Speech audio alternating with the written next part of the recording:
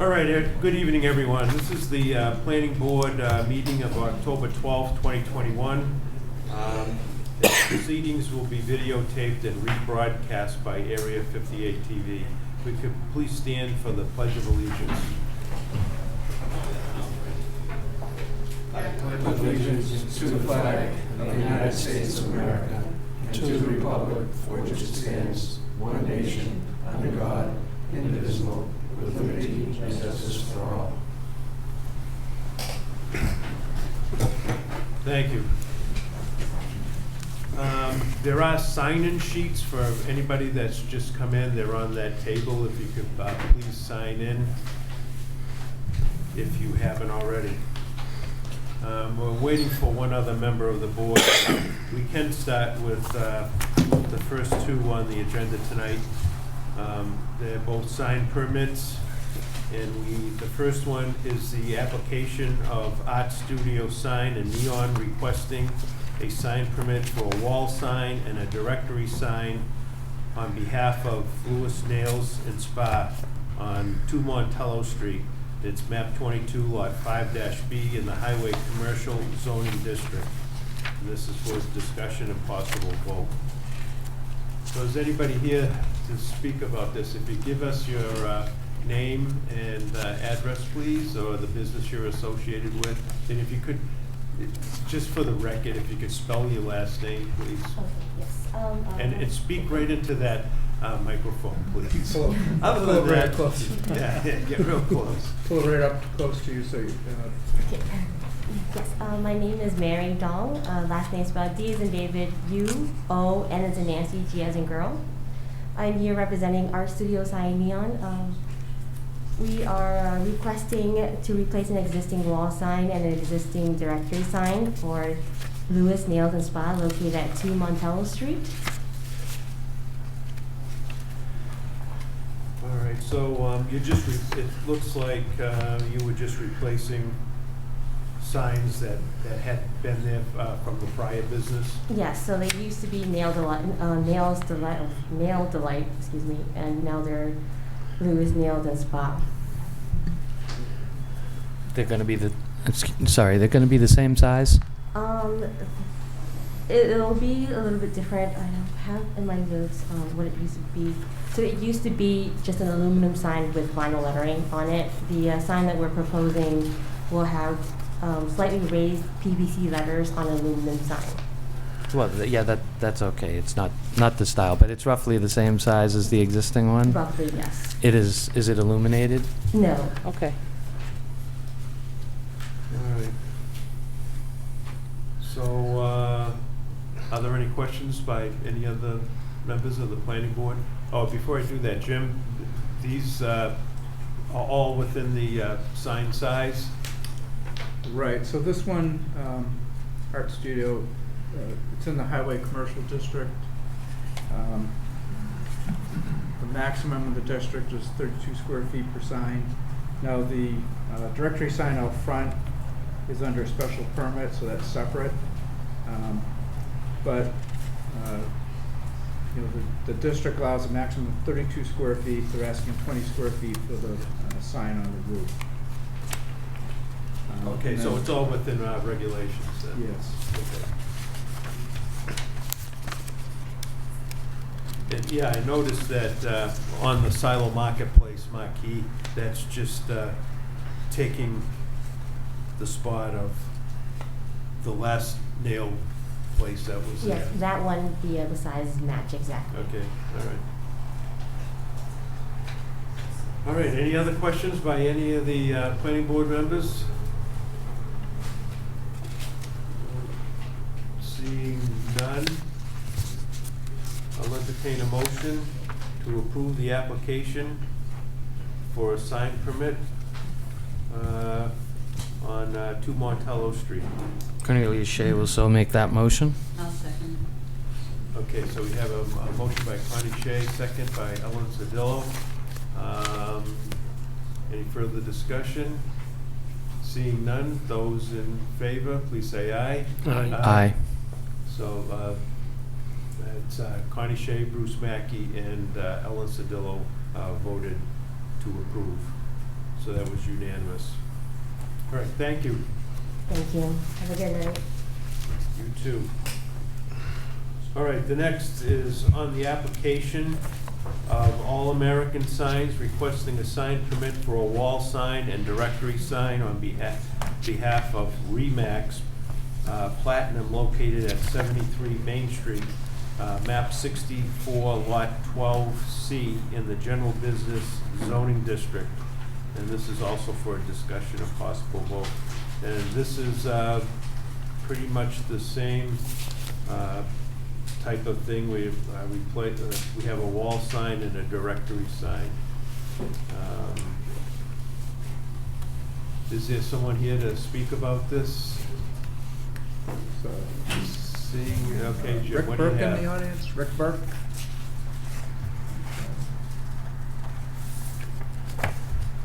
Well, in regard to this particular one, we're looking for a wall sign. This is at the same plaza as Mamma Mia's.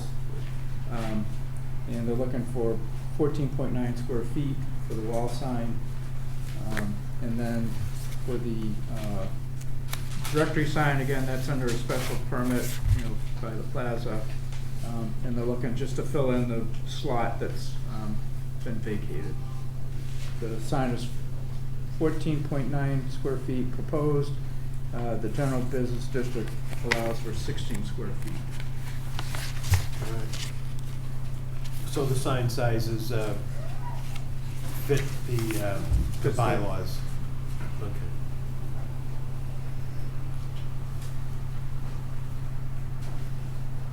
Any questions by any of the planning board members? Although nobody's here, I don't know if it seems to be pretty straightforward. Is this gonna be illuminated, do you know, if Jim? I didn't. I think it said no on. Okay, I didn't see that.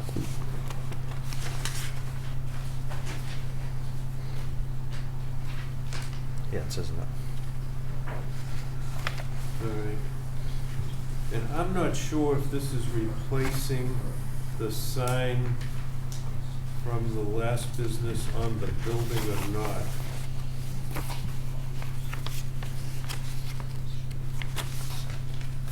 But it seems like that's an area that the sign would go anyway. Right.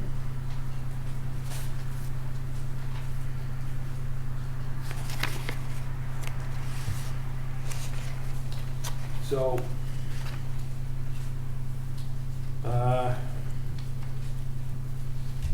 if it's all right with everybody, I'll entertain a motion to approve the sign for All American Signs at 73 Main Street. Cornelius Shea will so make that motion. And I was second.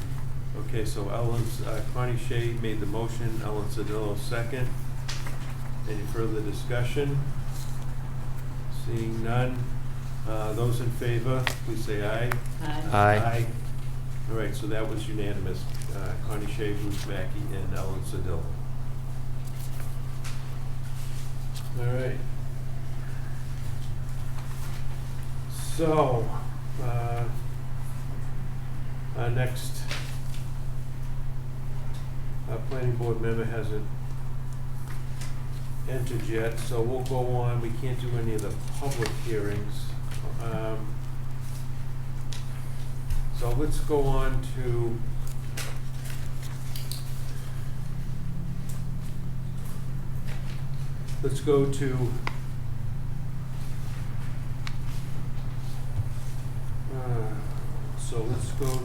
we have Jim asked for clarification on a review of the Windy Bog Doggy Daycare decision.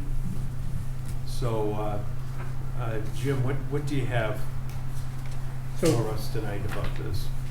Question arose, because we had discussion at the end of the last meeting as to whether or not Miriam Gorey should come back. And originally, the idea was that she had asked for 20 dogs, and then it was proposed that that condition be brought back to 15 dogs. And with 20 dogs, it was, well, you come back in a year to review everything.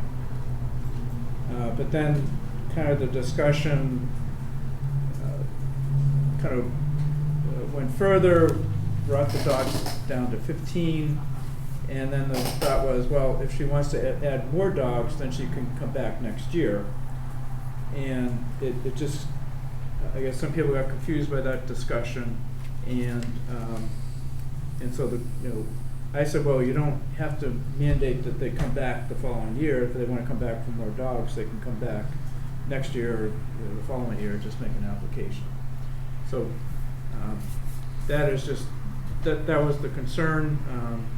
Another person thought that a person, I believe it was Mrs. Jewett was here, and she thought that it was required that Miriam Gorey come back a year from now to talk about everything. So when I wrote the decision up, I did not put in a condition requiring her to come back in a year, because I understood it that she only would come back if she wanted to add more dogs. That's the way I understood it to be. I don't know, is That's that the how way I you yeah, understood it to sure. be? If she wants more dogs, she just come back and Come back reapply, right? and then, and see what happens with the board. So Is I that- just wanted to bring it back to the board. Yeah. Have an opportunity just to confirm what I thought, and then, I don't know if you want to hear from anybody on that or not, but Okay. that was my I think the understanding. neighbors are here. Yeah.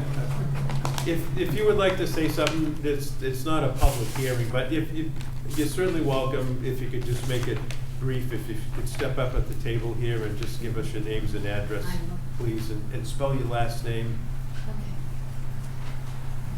Hi, I'm Laurie Jewett, and I'm Mrs. Gorey's next door neighbor, and my last name is Jewett. Thank you. When she originally applied and we got the first letter, it said that she was going for a hobby kennel. And a hobby kennel is described as 6 to 10 dogs. And as the meetings went on and we found out she wasn't on her own property and everything else, somehow it became 20 dogs. And at the last meeting, we said we would bring it down to 15 dogs and agree on it. Mhm. Mr. Robinson said, well, how about if the dog's allowed, we take her number, and rather than get authorities involved, we could call her direct if we have a problem. And that I understood, and my husband understood, that after 1 year of taking these calls, we would keep track of the calls or the texts, whatever we used, and we could come back and see how she did with the 15 dogs. And if she didn't do well with the 15 dogs, we would take that away from her. Not that she came back and got to have 20 dogs, that if she didn't do well with the 15 dogs, we would lower it back down to 6 to 10. That's what I thought, that's what my husband thought. And when we got to the decision, that was left out. The 1 year review was left out. And so I came down the town hall and I called Mr. Welch, and we finally did catch up and talk, and he said what you guys just said, and that's not the way we took it at all. I thought the reason why we were taking down her number and calling her or texting her was to keep track of how she did with 15 dogs. And if she didn't do well after 1 year, we would lower it, not raise it up to 20 dogs. But the 1 year review was missing out of that, and that's why I said, wait a minute, this is missing. The 1 year review is missing. And that's why we're here. See, I thought it was if you wanted to get 20 dogs after the year, then she'd come in and you, with your tax, would give it to us to see if there was any complaints that would stop her from doing 20, but never take anything away from her. So if she doesn't want 20, there's no 1 year review. It's only if she wants to do 20 dogs that she has to come in to see us. Or any And that's the way I understood it at that meeting, was if she wanted 20 dogs, or any increase. after 1 year, she'd have to come in, you would be able to come in and let us know if there was any complaints and show us the text messages. But if she doesn't want 20 dogs, She doesn't have to come Let me in. ask So a there is question, no Jim. one-year Yeah, review. no. Wait a minute, Only okay. if she wanted to do 20 dogs. Let me just, I don't know if you can add anything to this, Jim. I think what we talked about was, if we capped it at 20, I know that, we capped it at 20. Not 20, I'm sorry. 15. 15. 15. So we capped it at 15, and then said that she could come back if she wanted to add additional dogs, if there weren't any complaints. That would be at another meeting where you could come and you know, you could say if that was a good idea or a bad idea. But I don't know how would they address the concerns if the dogs were barking and any, I mean, they'd have to deal Well, with the the animal. discussion was that they would, you know, text her, call her, notify her of the barking dogs, and she would address those calls in real time to deal with that. Mhm. And then, you know, if they wanted to take a further step, you know, if it's something really bad, then they could call the dog officer, or the, animal control officer. Mm. Did she ever file an application for a commercial kennel, or was it strictly for hobby? Well, the application for boarding has to be a commercial kennel. Okay, all right. And so, you know, we had the discussion at the last meeting. I wrote it up based on, you know, the changes that we made, and, yeah, and That was my understanding, that any increase would be a reapplication. come back and Okay. apply for the more dogs. And we totally misunderstood because we thought it was 15 dogs, and then we would communicate, and if there was a problem, it got lowered back down to the 6 to 10 dogs, Well, which is what she originally applied for. but she said that she couldn't operate a business with Right. less than that, what she had, so then the business wouldn't be a business. So I think you're just gonna have to keep in contact with her. If you have any problems, We give the already dog did. officer a call. Yesterday we had to call her. And Yeah. Sunday, the barking was so bad Sunday, we actually walked over there and there was 5 dogs outside barking nonstop. And then we didn't do anything, we didn't say anything, but yesterday it continued, so we finally said something. And so my husband contacted her and said, look, 2 days worth. You weren't even supposed to really be doing this Sunday, right? So, Right, Sunday is for pickups only for, well, we gave it to the end of the month, wasn't it? Yeah, because she's doing it for the King Richard's Fair. Richard's Yeah. Fair. okay, yeah, we I- kind of talked about that and decided that. But I'm just afraid that it's just not gonna go the right way. One of the things is, you should make contact with the dog officer or the police department in regards to noise complaints, because she's licensed through the clerk's office, and multiple complaints will raise issues through the clerk's office in regards to her licensing. But we're not supposed to do anything until after King Richard's Fair, isn't that correct? Oh, no, you get a Well, complaint, make a complaint, and it'll be logged through the appropriate channels, as well as what you have logged yourself, so Yeah. there'll be backup, and it'll be recorded, because the calls will be taken and they'll be listed as that address, so if you ever had to go back, you could list the address, and they would give you a list of the complaints involved in that over the however long you need. Mhm. Okay, I was just hoping we didn't have to do that because I want to get along with her. I get it. She is my neighbor. All she said was like King Richard's Fair, she's doing some dog sitting. Right, So there'll be pickups on Sunday until the fair's over. right, but I Right. just thought that, The noise conditions were effective with the approval through us, though, so that should have been in Yeah. effect. and I thought it was like 7 to 7, and then on the weekends where she's boarding, that they were gonna be inside being quiet. I guess that's, we were gonna at least get the weekend with quiet. Well, So that- what was her answer when you called her and told us? Actually, my husband texted her, and she said she'll be right on it, or something like that. And did that happen? And she did work on it, yeah, quieted Oh, down a lot. Okay, well, I guess that's, sorry, And she but said, I guess hate that's to what get you're to gonna that point where you do, have yeah. to say something. She should Yeah. be like bothered by it too, where she was like, wow, those dogs are really loud today, I better go Yeah. out there and do something. Yeah, I don't wanna have to, do that all the time. well, if she wants to continue to operate a business, she's gonna have to do that, so. Right. Right. Condition number 6 clearly outlines, develop strategies to mitigate the nuisance barking, which she came to us with their strategies.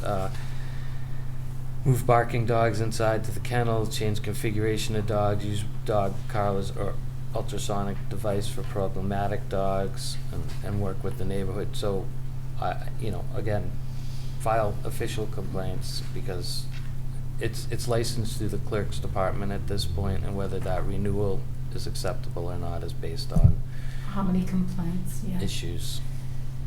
Okay, all right, thanks. Thank you.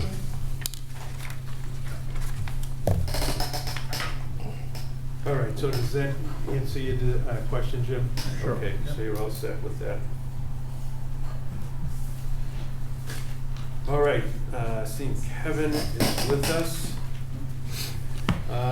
Let's go on to minor modification request. So we have request for a minor modification to a site plan, 96 Forest Street, EJCP LLC. It's Eric Pontiff to modify approved site plan to allow owner to combine 4 bays in a 5-bay rear building to lease to tenant of front building. And this is continued from the September 28th meeting. So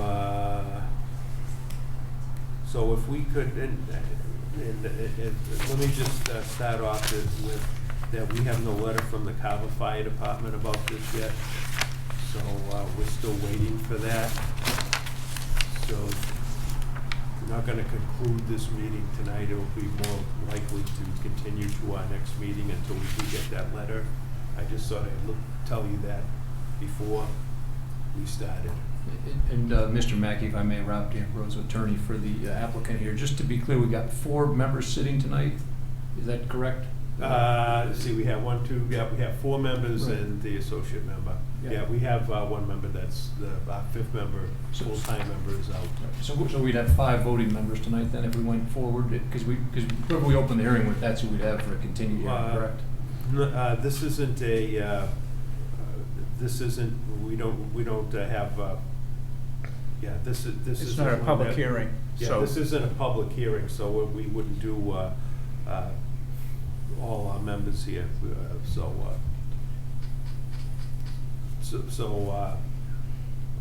on a regular one, if John Gatsky was here tonight, he could vote, but, so it's just gonna be the 4 of us tonight that can vote on this. Okay. Ordinarily, we'd have 5. Right, and we'd need a simple majority tonight Yes, then, I guess? yes. Okay, all right, that was just, okay, yeah, we're happy to move forward, thank you.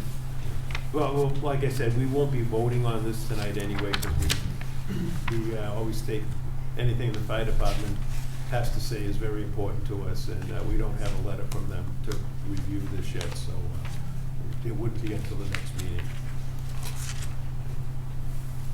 But please go ahead with what you want to do here, why you think this is a minor modification. Sure. Thanks, Chairman Mackey, and thanks everyone for having us here tonight. As I mentioned, for the record, Rob D'Ambrosio, attorney law in Plymouth. I've got my client Eric Pontiff, the principal, with me as well. And we were encouraged by the building inspector, the interim building inspector, Jim Bandit, to seek a minor modification to the site plan that this board approved in last year in June of 2020, so about 15 months ago. Really the genesis of this modification is the removal of 3 interior demising walls in the rear of the 2 structures. So, no proposed change to the exterior, no proposed changes to the site, external to the buildings, really just the removal 3 interior walls, which we certainly consider to be minor, and hope you'll agree. No change to use. In fact, it's going to be less dense than it otherwise would have been, with the space being utilized by the tenant in the front building. So again, this is ancillary to, in a sense, it's ancillary to the nutrient ag operation. It's in support of the retail operation in the front building. So again, we perceive this to be minor in nature because it doesn't really alter the site in any way, notwithstanding the description of the application being a modification of site plan, really not a modification of the site. No change in use, less dense, and happy to field any questions, but in a nutshell, that's why we're here. Okay. I guess one of the things the planning board has to determine tonight is whether this is or is not a minor modification. But I just wanted to get the facts before us so that we could see what they're doing here, and then we can determine whether it's a minor modification or not. One of the things that I thought was we had a in the front building there was a storage of chemicals or products that were, I guess, used for cranberry crop dusting and weed control, whatnot. And we had a special floor that had 6-inch flaps that went around the building for that. I mean, are these same products going to be stored in this building in the rear? So the tenant has the whole premise of that curb system that was in the front building wasn't derived from any code enforcement or building code or zoning. The company Nutrient has a corporate policy where when they store any type of pesticides or chemicals that could be of issue, they keep it within a curb system, and they have this at the new facility and they had it at the old facility on Plymouth Street. So they've now decided to lease this back portion, and they would withhold any of those chemicals that needed that curb system and keep them in the front building. And that's identified in the letter that we submitted from the fire engineer and code compliance officer. And the ongoing management or follow-up on that is that annually they file a report with the fire department that identifies which chemicals are stored in any of the buildings that they have within the town, and that's how they enforce it over time. So the quick answer is there's no curb system in the back building because they're not going to be containing any material that would need to be contained. All right. I guess I have another question too. Is that originally this building in the rear was a craftsman tradesman building? That's why it had 5 bays in that building? That's correct, yes. Okay, and so now you're changing the use from craftsman tradesman to, you're going to store materials in the building, so it's a use by the building in the front to Right. store materials there. So the inherent use is retail, and the back building would be used for storage to support that retail. No people from the public would be entering that building, and it's purely their ability to pull the material out as it's been ordered by a customer in the front retail. And then, but one of the bays is going to be a craftsman tradesman bay, or? Yeah, I'm retaining the last 5th bay for my own personal use for my own building business.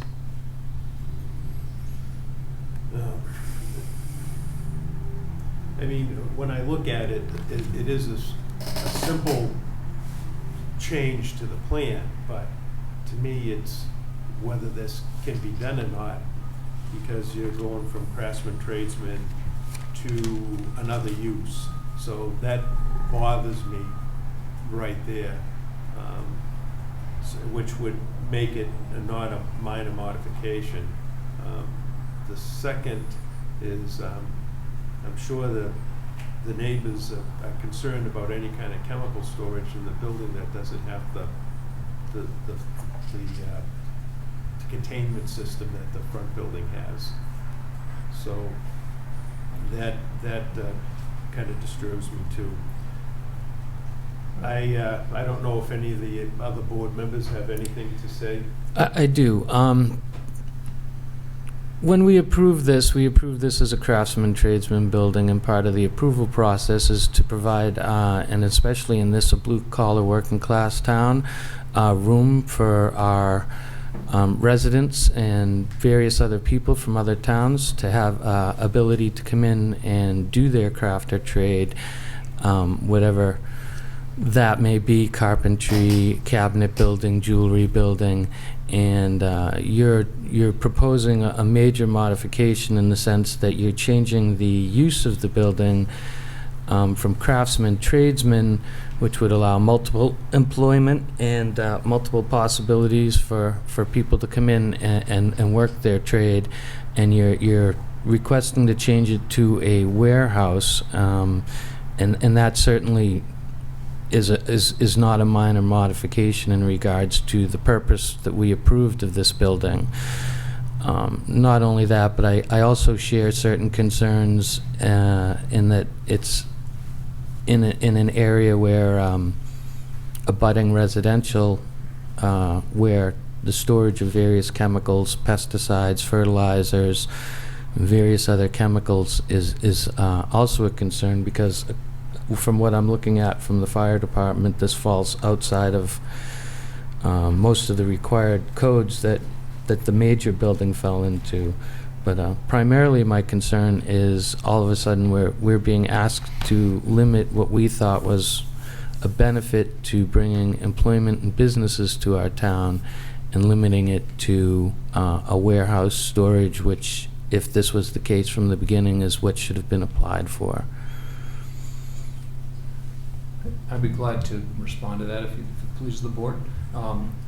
Those are fair comments from Mr. Shea and Mr. Mackey. We understand and appreciate them. I think that my initial response would be the proposed use is a change, query whether that's a minor modification or not, but for the sake of argument, even if it were a change of use, a significant change of use that weren't considered minor, it's an allowed use in the zone. We don't even need a special permit in the general business district for the proposed use. So again, plans change over time, and certainly with the benefit of hindsight, we would have come in with what we proposed. Turns out that Nutrien needed more storage, and things evolve over time in the field.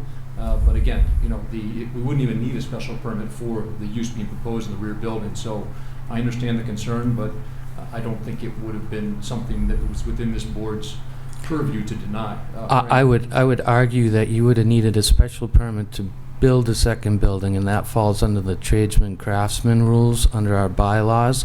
In order to put a second building on the site, it would have to be a tradesman craftsman building, and I feel that, frankly, the change in usage, and it's all over the application, storage this, storage that, the fire department, storage, warehouse, and frankly, that's not cabinet building or jewelry making. It's not an active trade. It's not carpentry. It's a warehouse. If I might respond to that, the #1 industry in the town of Carver is the cranberry industry. Every cranberry grower visits this property almost on a daily basis during the growing season. The storage for the retail in the front is directly related to the employment of the majority of this town. Well, maybe this should have been taken into consideration when the original application for a craftsman storage building was put in, instead of a storage building or an otherwise warehouse, because frankly, when we approved this, we were looking towards employment opportunities and business opportunities for craftsmen and tradesmen, and frankly, I feel that this is a major modification outside of what we approved or what would have been allowed had it been put through the process as such, as a warehouse. And there certainly would have been, I believe, far more conditions applied in regards to safety and other concerns with chemical storage and various pesticides. We sit over the single largest sole source aquifer in the state of Massachusetts, and that has to be a primary concern. And considering that you're at the top of the hill, and we all know what rolls down downhill without the proper safeguards in place. I don't feel that this is an appropriate request. Jim, could I just ask a question? So this is, would be, this is an allowed use, though? As the attorney said, that this is an allowed use in this area, So- in this district? Well, one of Connie's comments had to deal with the special permit for 2 buildings on the same property was related to the craftsman tradesman. Actually, that's not a requirement for the craftsman tradesman, it's a separate requirement. But that's the application that was Right, put what they forth. submitted to us, they requested 2 buildings on the same lot, one was a craftsman tradesman. I would have to,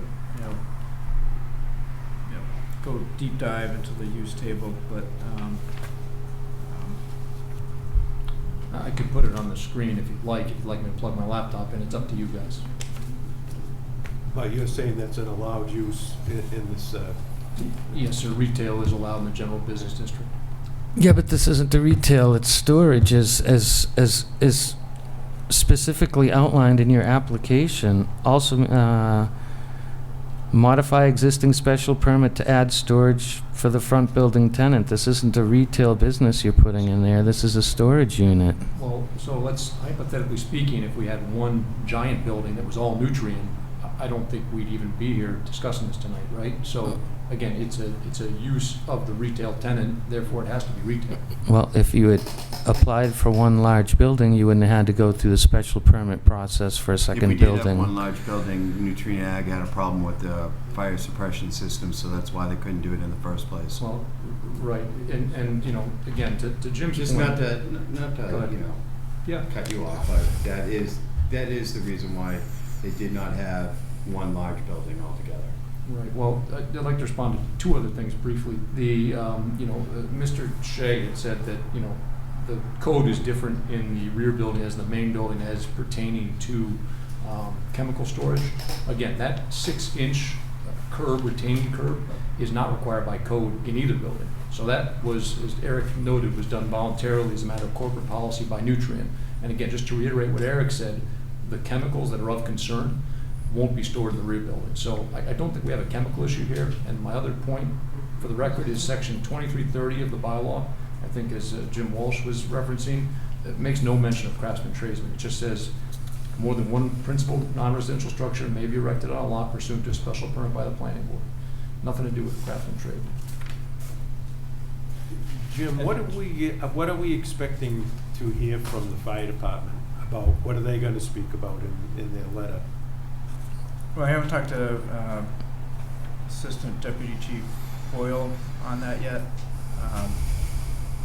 But they got the report last week, and so at some point, I expect them to, if we continue to the next meeting, I would expect a letter from them prior to that meeting.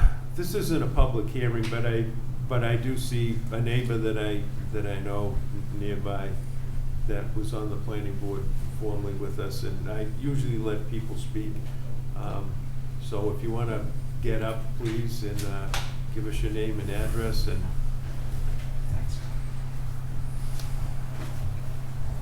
Good evening, folks. William St. Clair, 5 Lillian Way. It's kind of weird being on this side of the gate. But, Right. I just have to clarify a couple things. I did sit on this special permit when we went through this. And a couple things are not being that clearly stated to the public. Number one, when we talked about the retainment or confinement of the fertilizer, chemicals, however you want to talk about that, the applicant is absolutely correct. There's nothing in the laws, that building laws and stuff like that, that mandate it. But I specifically argued for it. What are you going to do about it? How are we going to contain it? How are we going to contain the spill? They volunteered to have that in that front building. Mr. Robinson is 100% correct. There was one building. They ended up having a problem with the fire suppression, fire end of it, so there became 2 buildings. The separate building was specifically designed for craftsman tradesmen, specifically 5 bays, done. not to be included in the front building, because we knew that they were moving from one location to another. We asked plenty of times in the public hearing when we went through it, what's gonna happen with all the storing of the materials? Would it be stored outside? Would it be stored inside the building? Is it gonna fit in the building? What were we gonna do about that? There was many discussions through that hearing of using 2, 3, and 4 bays out back, whether or not that was gonna happen. This board was adamant it was not gonna be that way. It was just a way to get around the fire suppression, the fire requirements for a larger building. Now we're coming back and we see this application to come back and change that to what they wanted in the beginning, is to store all those chemicals and all that fertilizer in a non-confined space, that if there is a spill, and Mr. Shea is 100% correct, we have the largest aquifer in the northeast region that runs right through that area. Being involved with many boards on this town, they know exactly where it runs and where it's at. I live across the street. I highly suggest that this is not a minor modification. You can't take it as a minor modification. You take it as a special permit, a site plan review, and all of that. There are too many things, too many moving parts there that we don't know what's going to happen with that. And as being a neighbor, we have to be concerned with what's going to happen with the chemicals. Have to be. And I appreciate your time. Thank you. Thank you, Mr. Sinclair.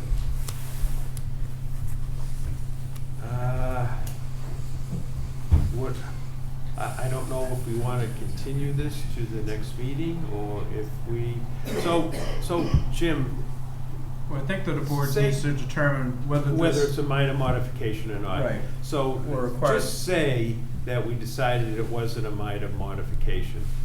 How then would this project proceed? So I guess you would come back and apply for special permit, site plan review for the change in the use for the property. All right, so I think we've covered all the bases here. I don't know if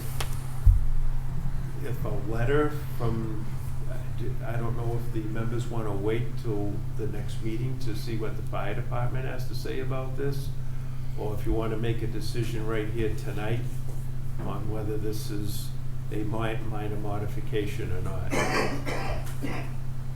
Are you accepting?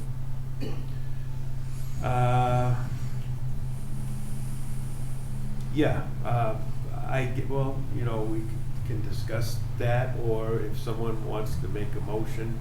I don't know if you have anything further to say before we vote on this? Yeah, I appreciate it, Mr. Chairman. I mean, I think it's just important to be clear from our standpoint, this was not a premeditated, kind of two-step process to get nutrient into 2 buildings. That was never the intention. That did evolve. I mean, again, we could produce evidence if needed, but just, for the sake of my client's reputation and, the record, that was not a intention from the get-go. Things evolved. Nutrient needed more space. The business has been successful. They're doing well, and they wanted some more space for convenience. That just to be clear. And also to be clear, there's no chemicals stored in the back building. So we've had a lot of comments about that. If that weighs on the decision, whether it's major or minor, the chemicals are stored in the front building, and it's So- limited to the front. So what are you storing exactly in the rear building? They have their trucks, they have grass seed, they have, items not termed as chemicals. So when we talk about the curb system, they need, as a corporate policy, to have the curb system in areas where they store those chemicals. And the back building has no intention to do that. So if we're predicating decisions based upon chemicals that aren't stored in a building, that's taking us down the wrong road. Well, pesticides was already brought up in this meeting, but according to Howe Engineers, Nutrient Ag, according to your application, will lease approximately 80% of the building for the storage of fertilizer seed. And fertilizer is generally considered a petroleum-based chemical. You can, It's not in the code. well, all right, so is grain explosive? I think we all know the answer to that, right? I think that the point that Eric's trying to make is, this is not a hazardous substance per se. I mean, is it a petroleum-based product? Perhaps, but, this is not an herbicide It's not a pesticide. It's not a toxic chemical. I think that's the point. Will the fire department be looking at this, what's gonna be stored there, or are they more interested in, Well, they got a copy sprinkler of the. systems or whatever, or? So they got a copy, they did an initial look, they also received a copy of the report. We haven't got any, haven't got a response back yet. So it's, at some point, the fire department's gonna take a look at it, as they should. And make a determination, make comments based on that.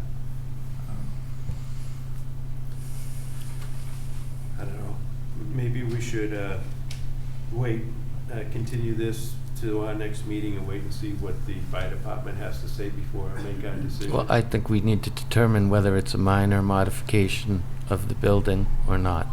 So do you think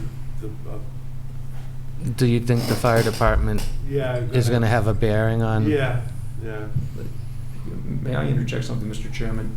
If there were no discussion, if we had three craftsmen, or we had one craftsman tradesman coming into the 80% of the rear building, would we even be having this discussion? I mean, again, I think that we're going down the path of use, and we're here for, site modification. So if we were keeping the demising walls, we wouldn't be here. I think that's really the issue is the change to the structure minor or not?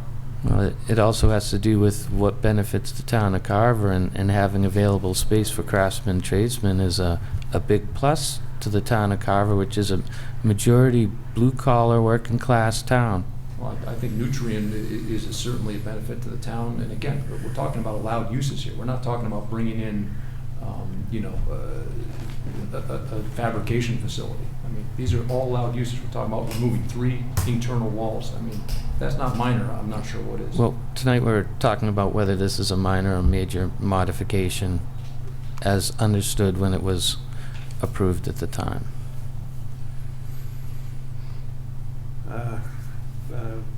And you're saying, unless we can condition it with what you store in the back, but I think, I don't know, and I don't know what how the board feels about this.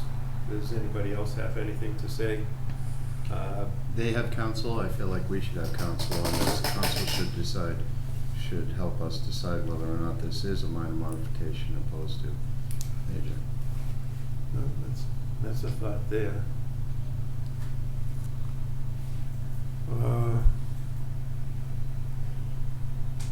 All right, I don't know.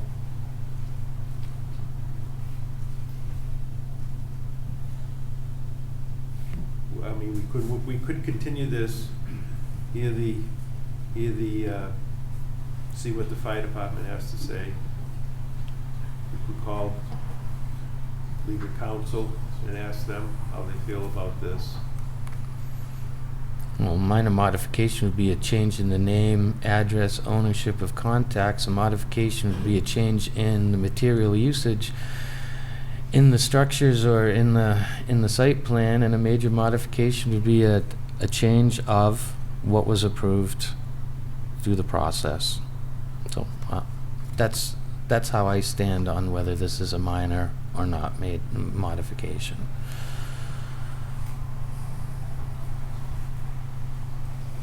Yeah, I'm a little conflicted about this thing right now. If you were storing hazardous chemicals, if we could condition that no hazardous chemicals were to be stored there, how would that go with the Well, how does that work either? Because grain is explosive. I mean, are you going to store seed, grain?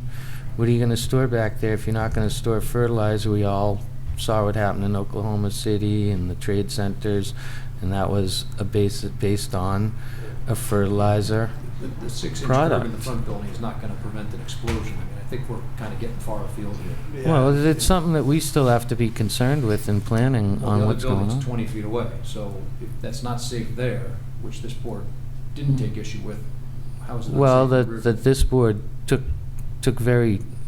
their time and their concerted effort to make sure that that building was in the safest, most possible for the community that it's in, and we're changing the use from what we thought was a safe use to one that we're questioning whether or not it is within what was approved, but also what sort of material safeguards and conditions need to be applied to it, and that's not a minor modification.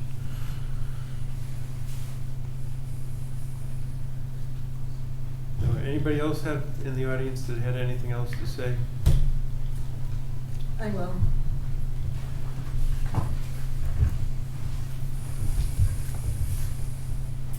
Hi, thank you.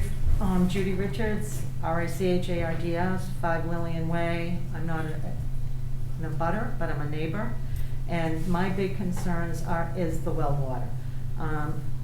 We have, as Mr. Shea said, we have a huge aquifer in the north end of Carver. And doing my homework on it, fertilizer probably will be stored in the back because they will get an extra truckload. And ammonium nitrate is very combustible, it's hazardous, it's toxic. I've spoke to fire officials in regards to it, and probably that's why there's a little delay for them to get their report to you, because there is a concern for the safety of the neighbors and our well water. Thank you. Thank you.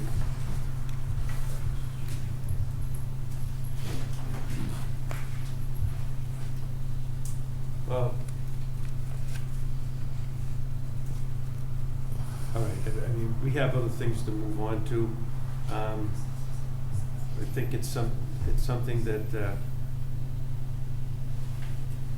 I think I'd like to continue the meeting, so, well, entertain a motion to continue this meeting to, October 26th at 7 o'clock. And, by then we'll have a letter from the fire department and, maybe an opinion from, town council about this. I'll make that said motion. So, Kevin Robinson makes the motion, Second that. and Ellen Seville seconds it. Any further discussion?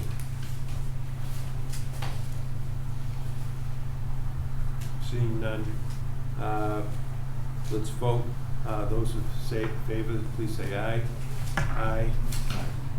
Opposed. So Bruce Mackey, Kevin Robinson, Ellen Sodillo, aye, and Cornelia Shea, opposed. So 3-1. So we'll continue this meeting and then we'll get the letter from the fire department. Then we'll make our decision on whether this will be a minor modification or not. And I thank everybody, neighbors, for coming and for you to coming to explain this. Thanks, everyone.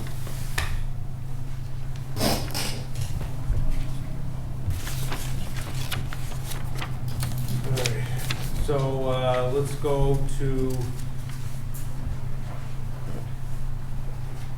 we have another continued public hearing on the application of JCM Carver Acquisitions LLC requesting a special permit, for a fast food or drive-in restaurant. And this was located at 287 Tremont Street. And I spoke to Jim, and this is to be continued to November 9th, 2021. Right, that was voted on at the last meeting. That was voted on the last meeting, okay. So we don't have to take a vote on that. All right, so the next is the application of Rockland Trust Bank. Oh, so this is a new one? So this is...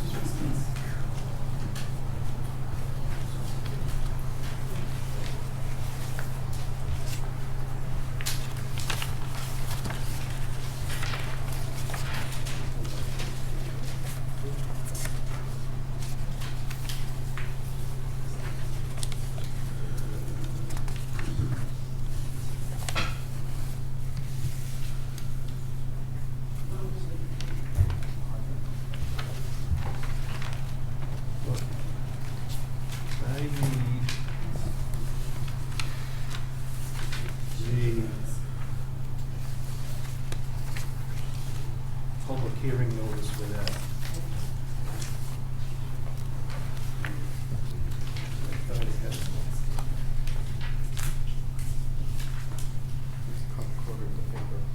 Okay, thank you. All right, right, so we have a public hearing notice in accordance with the provisions of the Town of Carver zoning bylaw. The Carver Planning Board will hold a public hearing on October 12, 2021 at 7 p.m. in the Carver Town Hall, Meeting Room 1, on the application of Rockland Trust Bank requesting a special permit pursuant to section 3500, 3570, and 5300 of the Carver zoning bylaw, located at 128 Main Street, Carver, Mass. Assessors map 101, lot 1-1-R, for a special permit to exceed the number of signs and signage dimensional requirements, and for internally illuminated signs in the general business district. Any persons interested in wishing to be heard should appear at the time and place designated. A copy of the plan is on file at the planning department and may be reviewed during normal business hours. Carver Planning Board, Bruce Mackey, Chair. Carver report of published date September 17th and September 24th of 2021. All right, we have some people here to discuss this. Yes, we're here. Good evening. Heather Dudko, 27 Old Meeting House Road in Auburn, Mass., representing Philadelphia Sign. My name is Stephen Carroll, Director of Corporate Services at Rockland Trust, and obviously representing Rockland Properties. So the petition before the board tonight, this is an existing branch on Main Street, and there is an existing sign on the Main Street elevation that they would like to remove and replace. The existing sign is approximately 13 square foot, and they'd like to replace it with lettering at 41 square foot and have it internally illuminated. Their channel letters, and they'll be mounted on an aluminum backer, a white backer that will match the paint that the building has recently been painted, which is white. There are a few small signs that will remain on site. There's a small 4 square foot sign at the entrance level, and then there are 2 directional signs that will remain. And the drive-up ATM signage will remain as is as well. So as the code allows, only 16 square foot per business, the square footage will exceed, and they're also asking for the internal illumination. Okay, so because it's over 16 square foot, that's why we have a special permit for the sign here tonight. And then I was looking through the rules and regulations that we have about the signs, and I see that it says no internally illuminated signs except those using soft glow method. So does this use the soft glow method? How does Carver define soft glow? Would that be a backlit sign, or just it can be internal, but the brightness is regulated somehow? I'm not sure. To tell you the truth. We have a professional in the house. You could call on Will. Oh, for soft glow signs? Yeah. I know that we've had some signs in the past. I think we've had 1 or 2 that I've seen anyway come before the board, and we did allow them because they had a soft glow. Mm-hmm. I don't know if you. I guess I just need a little clarification on that, only because I drove down Main Street towards the branch, and there are several true internally illuminated signs, which would be the face of a facelit, acrylic facelit. The gas station, actually the liquor store right behind it, it's a full bright facelit sign. But then I did notice, like Cumberland Farms and some other businesses, they have a softer, which I would kind of define as a backlit or a halo lit, because the light comes from the back of the sign. It doesn't come from the face of the sign. So I don't know what the definition of. Suggest taking a look at soft section glow. 3522, and then also in the definitions. So that, but I think the board could go ahead and just condition, the soft glow light, and it's up to the applicant to make sure they conform to that requirement. Yeah. Okay. I What mean, section was that to? could you do that? 35, section 3522. 3522.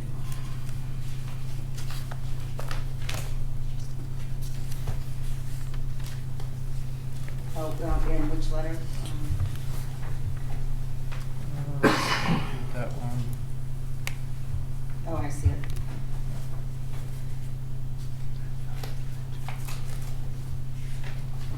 we just have to, I have to try to find, if it's defined, soft glow. And if there's a definition page.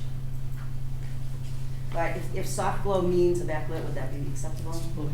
Okay, so we can, we just have to find the definition of soft glow and make sure that it adheres to that when we apply for the, we just get the renderings revised. All right, any other questions? I mean, it seems pretty straightforward, the package that you gave us. I guess the other thought I had was, when would these be lights, when would these be lit? Would they be shut off at the end of the day? It does say in our bylaw, signs may be illuminated 30 minutes before and after business hours. So is that what you plan on doing?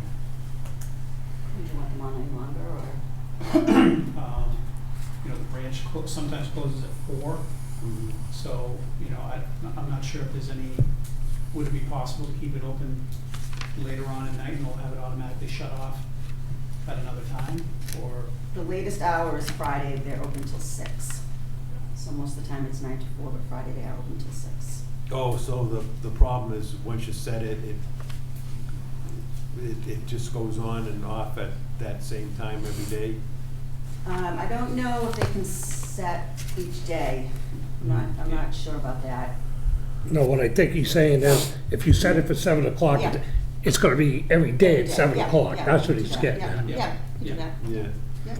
So. It'd be much harder to set it Yeah, individual yeah, yeah. days. So if you're open till 6 o'clock one evening, you might wanna do it from 7 to 6 every day, because you can't change Yeah. that.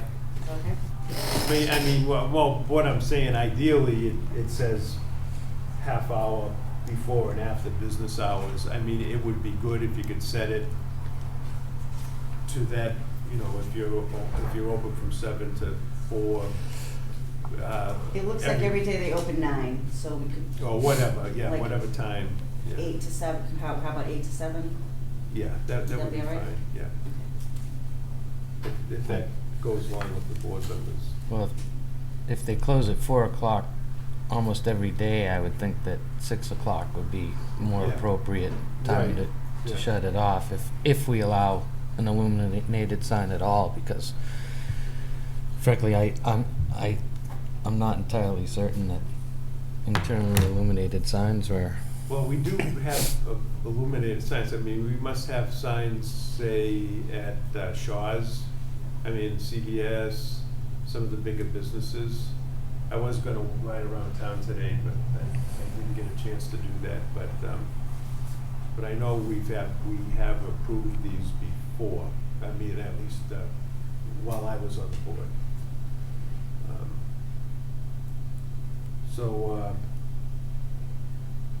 I have a couple questions. Yeah, if that's sure. all right. Any board members have any questions? What's the total square footage of signage already on the property? So On the existing, business, with the business. sign that we're talking about replacing, existing is 13. Then there's a small, in your packet, there's an EO2, which they'll want to leave as is at 4 square foot. So that's 17 on the building right now, and then the 2 directional signs.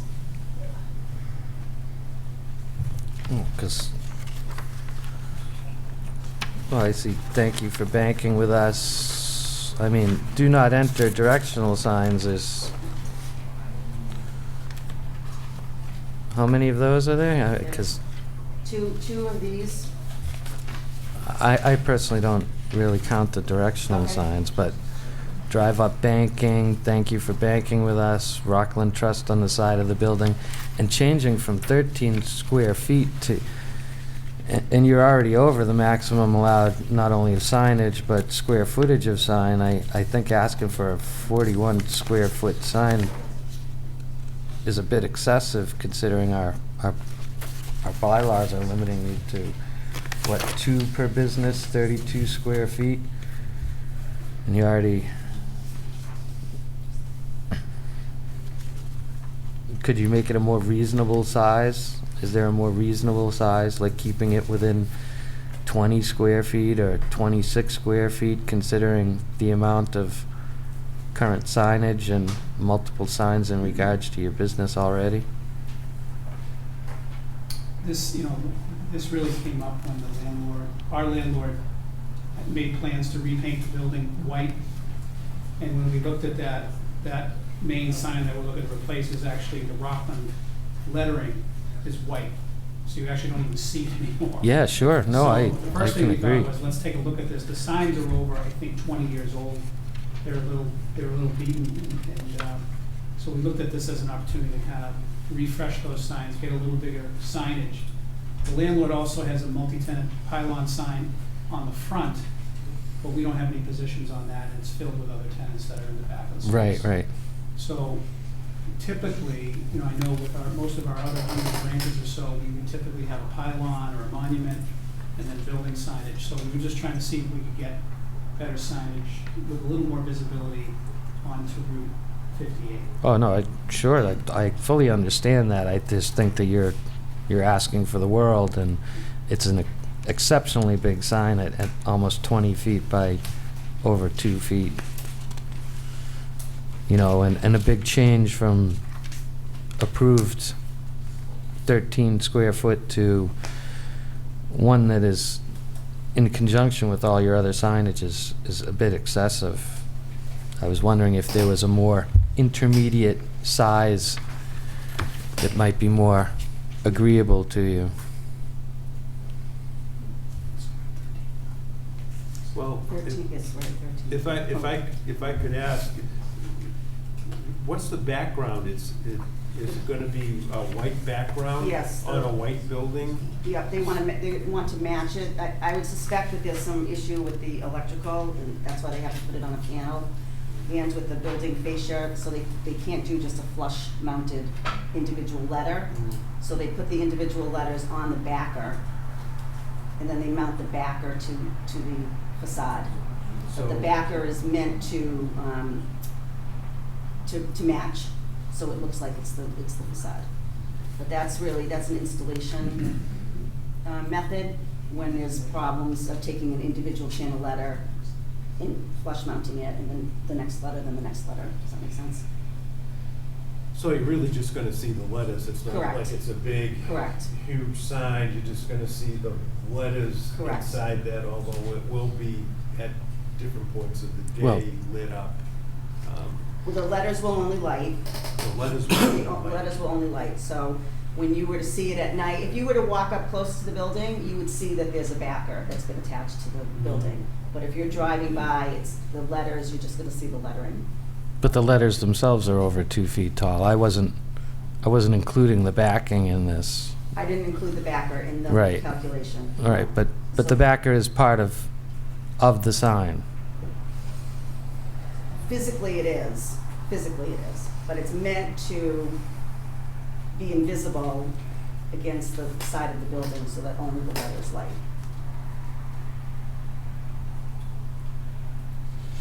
So I suspect it's just, is it a shingled? I didn't go for it. Clapboard. It's So it's clapboard. not flat, It's not, no. so that. it's So it will not- show. No, so the building itself is not a flat surface. Right, it's a clapboard. Right, so the but your individual letters can't be attached. Right, but your sign is flat, so clearly it's a sign. It wasn't, maybe kinda tried to make it look like the building, but clearly it's gonna be a sign. Well, the goal is to visually have it blend with the building so that when you look at it, it doesn't look rectangle, it looks like just the lettering on the building. I personally feel it's a bit excessive in my taste, and going from 13 feet to 41 plus feet, because we didn't include the backing in regards to this, I personally think it should be somewhat less intrusive. It's gonna be lit,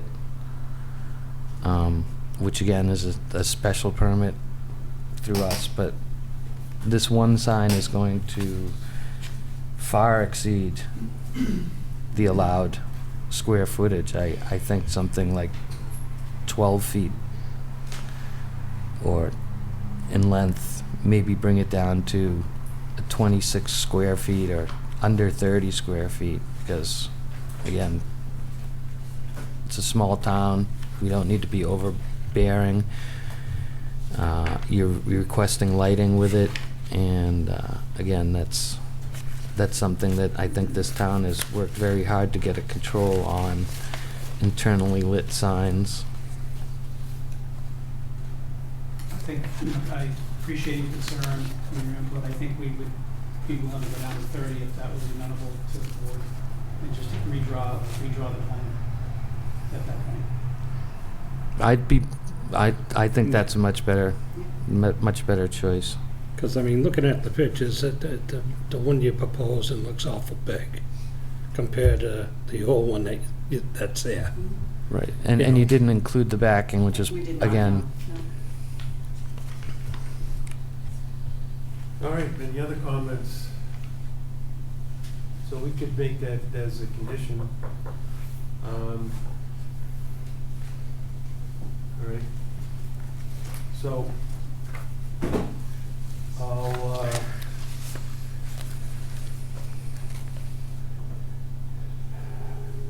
see, I'll entertain a motion to approve the Rockland Trust Bank special permit, with the condition that the sign on the side of the building is reduced to, say, 30 square feet. I'll make that said motion. what about hours of lighting? It's gonna be wasn't it a half hour before and a half hour after, so 8:30 to 6:30? Well, they're only open till 6 o'clock one day a week. Every other day they close at 4. So I would think that, It's Monday They can through only set it, Wednesday they is can only 4. set it, they can only set so it once. maybe 6 o'clock. Because that gives them 6 days of Yeah, it's considerably 8:30 extra. to 6? Yeah, I think Yeah. that's fair. Okay. Because you're only opening, what, one night till Friday 6, right? till 6. I'll second that motion with those conditions. 8:30 to 6. Can we just repeat the motions again, the conditions? So the condition, 30 feet on the Square foot, sign, 30 square foot. Yep, 30 square feet. and 8:30 in the morning to 6 o'clock PM. Now, are you open on Sundays? No. So I would exclude Sundays from that too. Can I just add one thing? So Sure. Our hours are constantly changing, so we do have branches that have Sunday hours, and I know we've been doing more of those lately. Sure. Well, if you get Sunday hours, I'd just come on in and see us. I'm sure it won't, again, it's from half hour before you open to half hour you close. Yeah.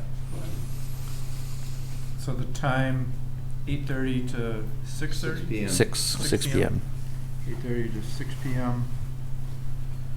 Monday through Friday? Saturday. Monday through Saturday. 8:30 to 6 p.m. All right, so those are the two conditions, just want to make sure. Thank you, Get Jim. it straight.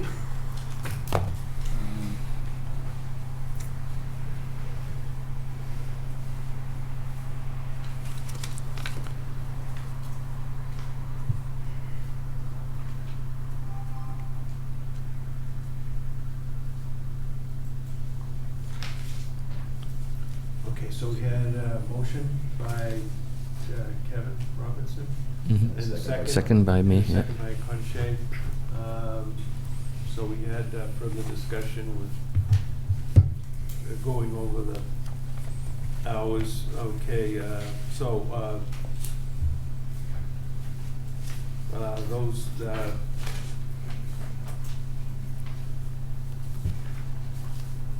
those that approve the Rockland Trust Bank special permit, please say aye. Aye. So that was unanimous. Connie Shea, Bruce Mackey, Kevin Robinson, and Ellen Sodillo. Did Mr. Dion vote? Is this a special permit? Oh, that's Mr. right. Dion That's says right. aye. We're missing, okay, please. Let them out of the And you voted aye also? Yes. Okay, so Richard Dion voted aye also. Thank you. Okay, All right, thank you. thank you very much.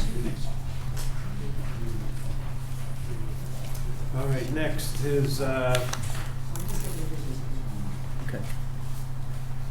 We have a public hearing notice in accordance with the provisions of the Town of Carver zoning bylaw. The Carver Planning Board will hold a public hearing on October 12, 2021 at 7 p.m. in the Carver Town Hall, Meeting Room 1, on the application of Bayberry Dunes LLC requesting a special permit pursuant to sections 2330 and 5300 of the Carver zoning bylaw, located at 2 Lillian Way in Carver, Mass.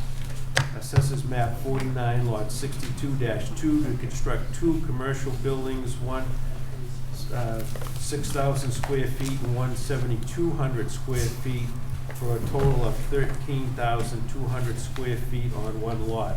The proposed building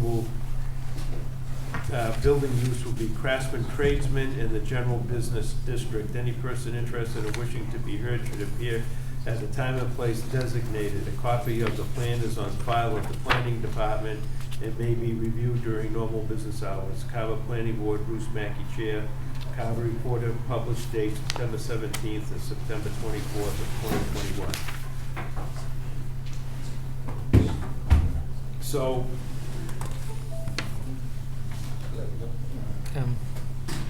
let me see. Could you give us a little history on this, Jim? It's not a new project. It's an old project, but and the buildings already exist. Right, so this application, I believe, was submitted as a site plan review. The application included 2 buildings on it. It was submitted before I started working for the town. When I first got here, the second day on the job was the public hearing that opened this matter up. So when it was advertised, it was not advertised with the special permit for the 2 buildings on the same lot, two principal structures on the same lot.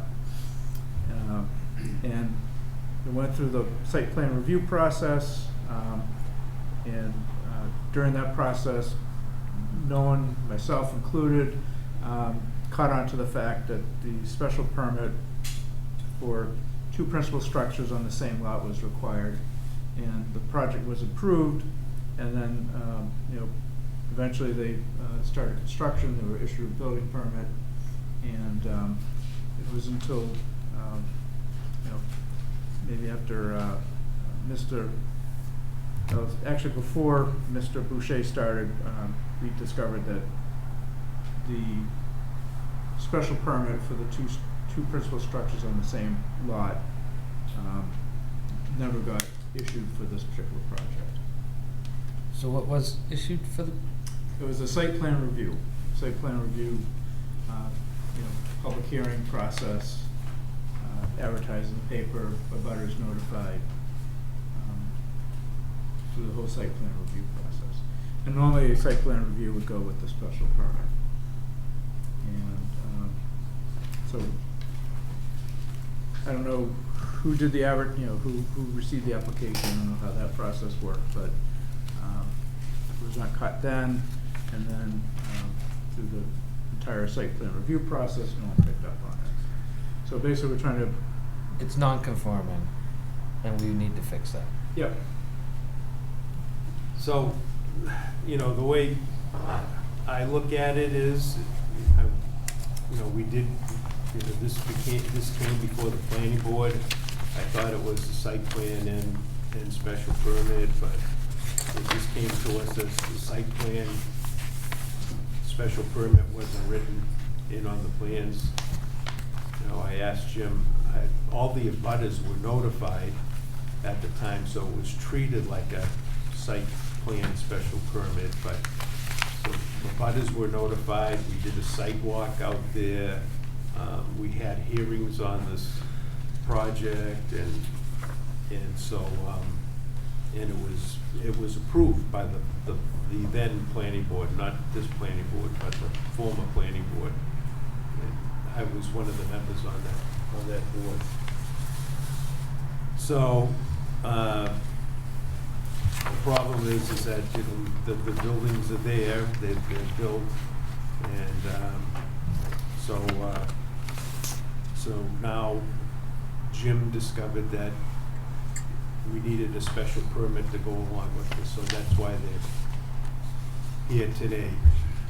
So it wasn't anything the developer did, it was, to me, it was an error by the, whoever reviewed the application, and I mean, there was a lot of people involved. It didn't pick up on the special permit on this, but I mean, it was looked at in the same way by board members, by the site visits, and by the engineers, as we would for a special permit. So that's where that is, but I just wanted to get that out there. It wasn't something that was sneakily done by the developer. So I just like to, so if you could, give us what you'd like to say, please. Sure, thanks, Mr. Chairman. Again, Rob D'Ambrosio for the record, D'Ambrosio Law in Plymouth. I think you and Mr. Walsh summed it up nicely. I mean, we're really here to, at the behest of the town, to correct what was an error in the process. Again, I think to your point, it was a robust site plan review process that really effectively complied with the special permit protocol. The permit that issued, that the planning board voted on in October 2019, the planning board voted to approve the site plan review application to construct 2 commercial buildings of 7,200 square feet and 6,000 square feet. My client, who I have here with me, Steve Iavano, one of the principals of Bayberry Dunes, followed the process to the best of his ability. He came before this board, received approval to construct 2 buildings, received 2 building permits to construct 2 buildings, and constructed 2 buildings in accordance with the building permits, right down to the every dimension set forth in the elevations that were supplied to the building department. So really, at a loss as to how we could have prevented this, and we're hopeful that this board will see fit to correct what was an administrative oversight, and the project is substantially complete at this point. We're happy to field any questions, and I could go on, but I think in a nutshell, you guys understand the situation pretty well. I mean, that's the way that I feel about it. I don't know if all the board members feel about that the same way.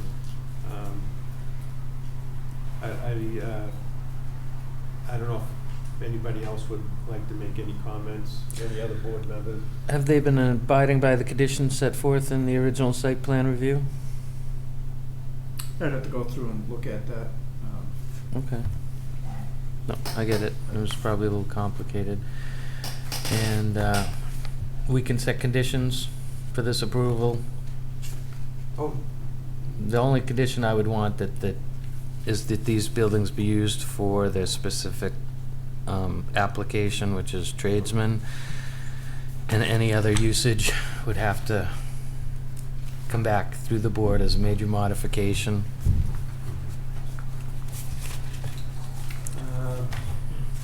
I think we're seeing in town, a lot of these craftsman tradesmen's buildings coming up, and then all of a sudden, They become parking wanna change. garages, or then they're up, and then they want to be changed to something else. So, I think these have to come before the board again, Jim. So, one of the conditions that was put in the original plan was the applicant and each of the future tenants of the contractor tradesman spaces must conform to section 2230 use regulations schedule of the Carver zoning bylaws, as well as other provisions of zoning and general bylaws and requirements of the Carver Fire Department. So because issues come up about, do they really meet the definition? So they have to come in and, when the building commissioner reviews the proposed use and occupancy for individual unit, they have, the applicant plus the tenant would have to demonstrate that they meet the requirements of the craftsman tradesman building. So they couldn't just come in and Joe's Landscaping wants to rent a space. It would have to be someone that meets the requirements of that of that specific use. All right, so there'd be no issue with that condition then? It's matching or close enough to the Right, original condition? It's the condition that's Right.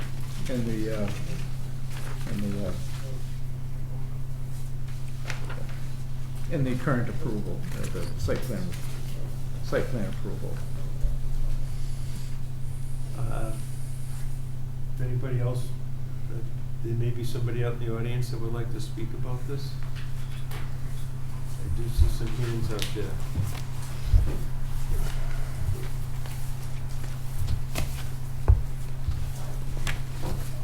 Thank you again, Judy Richards, 5 Lillian Way. I am an abutter to this property, and I'm really saddened that all this oversight had been taking place a couple of years ago. I did come to some of the meetings, and I'm embarrassed to say that those buildings on the corner of the street, they really don't meet the 2825 building design. They have such a big mass. There's no shape. There's a fairly slanted roof. The portion of the doors on the blank buildings, I mean, we have space buildings in the town of Carver and surrounding towns, and they are appealing. This is like an embarrassment to the town of Carver, the way those buildings look. It's too bad that I didn't look to see if there was a window next to this stone wall door. And the drainage on the property, I've already had voiced my opinions in the past, that they blocked one of the sewer drains, and they rectified it by putting these small mounds of dirt to hopefully swirl the water away from flooding the end of the road. I have pictures. I've called the DPW, I've let the police know that they really haven't been good neighbors to treat the people who live in the development behind them. The other part is where are they gonna put their snow removal? I mean, there's a lot of that lot where the two buildings are is either brick rock, stone walls, or gonna be parking. So I'm afraid for the safety of people pulling in and out of the end of the street, that granted we don't have many snowstorms, but that can be a problem. Drainage is another problem. Again, having wells, I know that they put the proper drainage in that I have seen. I'm assuming once the property is finished, we have better handle on that. But my biggest concern is the design of the building. It's a true embarrassment that they would even want to put something like that in a public way. Thank you. Okay, thank you. Yeah, that was one of the comments I was gonna make also, is that I've had a lot of people talk to me about the way the buildings look. It's not really what they wanted to see there. I don't know if at the time we requested, I don't know if that was in our package. Do we have a package of what the buildings would look like? Yeah, we've had, complaints about the color and everything, but I know that Jim was saying that that there was some improvements you were gonna do to the building to make them look a little better. Yeah, Mr. Iavana can address that, Mr. Mackey. So being proactive, having my brother, who I own the buildings with, I've been speaking to Mr. Walsh, we proactively already ordered some cupolas to add to the roof lines. There'll be 2 on each building. Those will actually be in within the next 3 to 4 weeks. We'll install those. The other thing to point out, obviously, this was all submitted with this process. We didn't change the buildings, we didn't change the color of the buildings, but more so the landscape design. We had it professionally designed. The entire front area, which we will show you, facing 58 is going to be buffered with landscaping, plantings. So you will not see much of the buildings from the road to begin with. As you'll see here, this was all presented and obviously approved.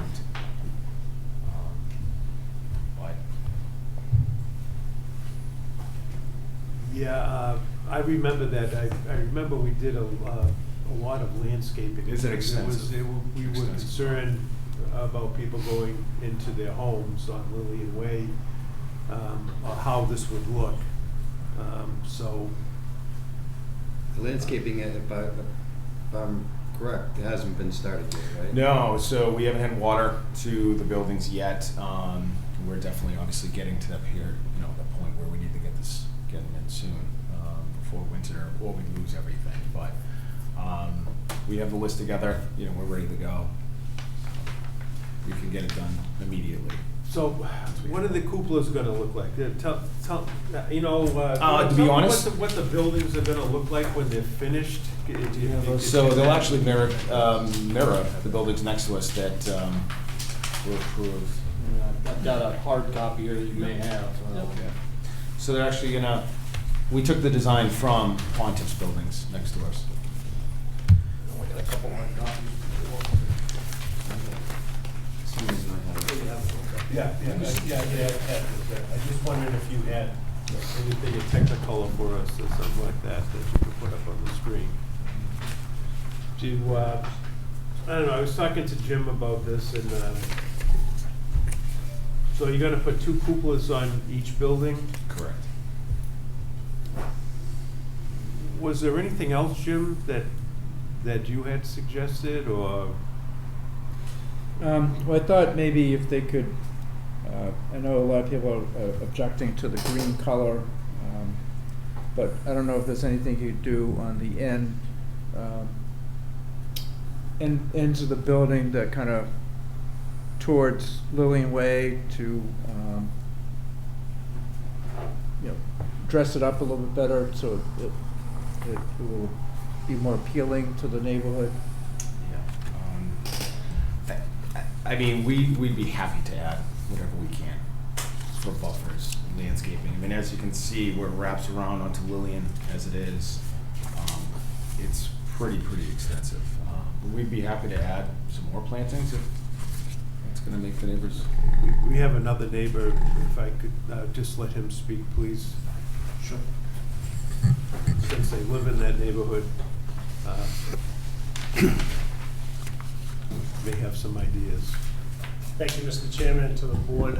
William Sinclair, 5 Lillian Way, former member of the planning board at the time of this application.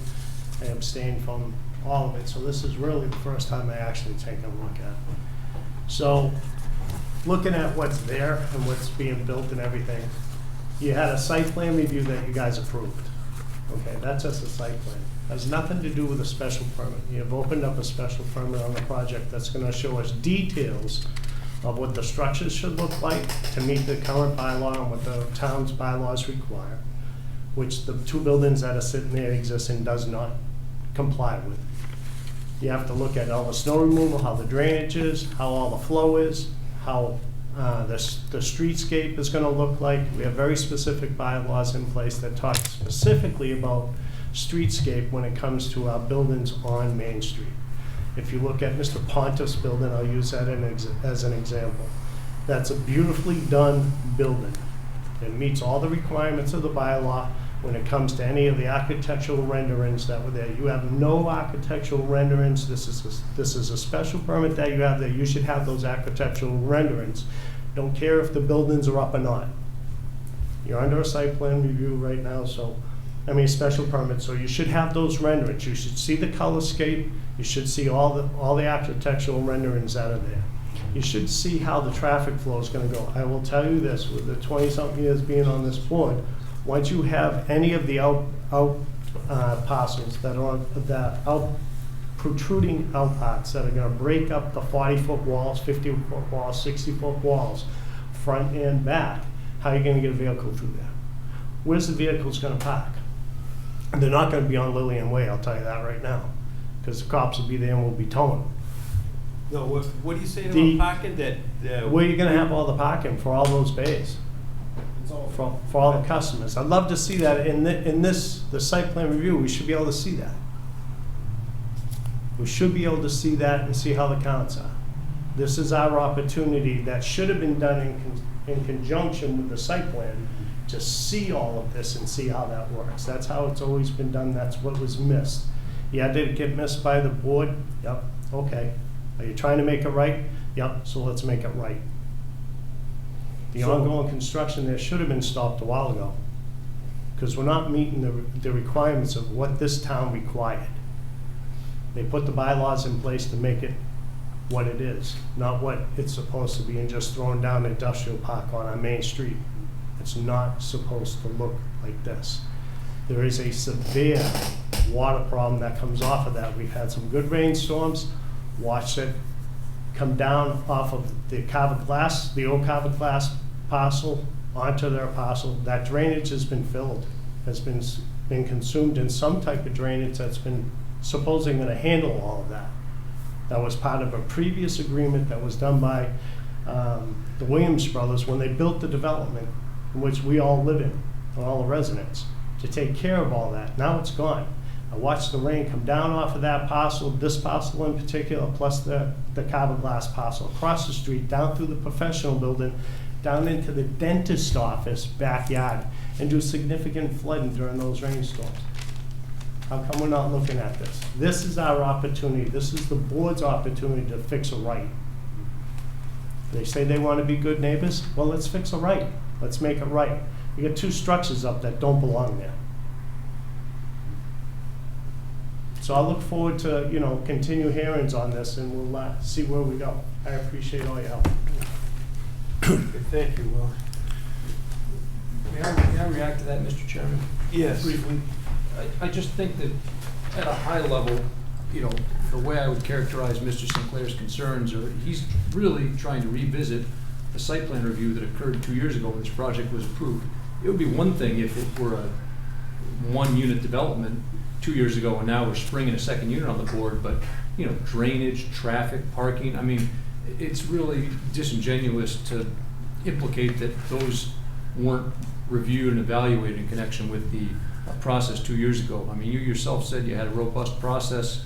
It was really a technical oversight that there wasn't a special permit issued, but every aspect of this plan was addressed by this board and reviewed by this board, and the building department approved the plan. So again, I understand that there are folks that may not like this project and, for one reason or another, but this should not be viewed as an opportunity to relitigate and reopen what's been resolved by this board, in my view.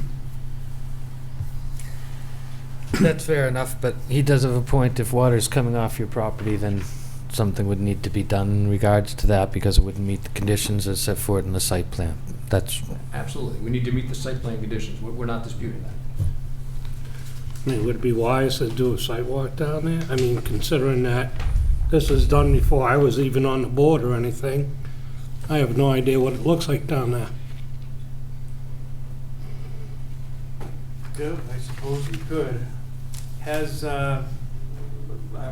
engineers looked at, consulting engineers looked at this? I know that they had originally when we did the site plan review. Right, during the process, they reviewed the project, but I don't think they've been out there since then to look at the project.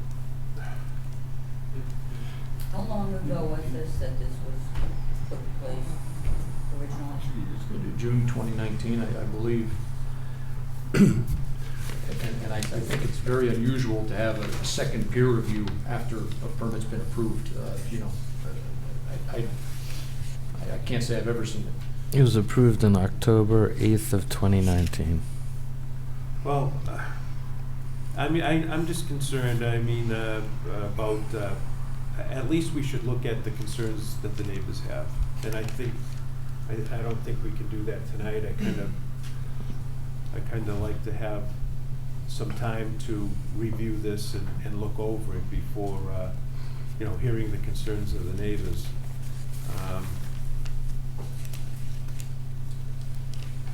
I don't, and maybe, I suppose, it may be necessary to do a site walk there and take a look at what's happening. I don't know how the board members feel about that. Okay. I mean, it certainly, you know, that's the board's prerogative, but again, just to bring it back, I don't understand how a site walk pertains to the relief we're requesting, which is the construction of more than one principal structure on a lot. You know, I think that we're meandering toward a second site plan review for a project that was already approved. And really, we should be focused on the relief at hand, which is 2 units on one site, which is contemplated from the get-go by this board, by the building department, approved, vetted, peer-reviewed.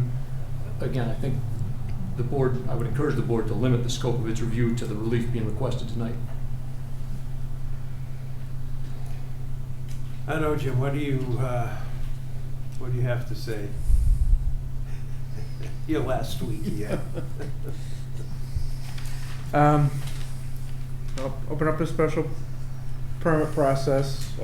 It's really up to the board to, you know, take a look at it. I mean, I don't think anyone's going to make a decision tonight. I think the board wants to look into it further. But they,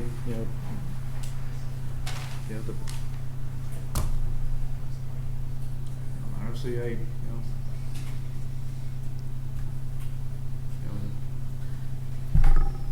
person's got their life savings on the line with 2 buildings, and so that's one perspective. But also, if they could come up with a plan to make the buildings more attractive, I think that would be moving in the right direction. I mean, I think part of it, they do plan the 2 cupolas, but the other aspect of it is the building isn't, the site isn't completed yet with all the landscaping. But even with the landscaping, with the the buildings as they are, would they kind of meet the quote unquote Carver standard?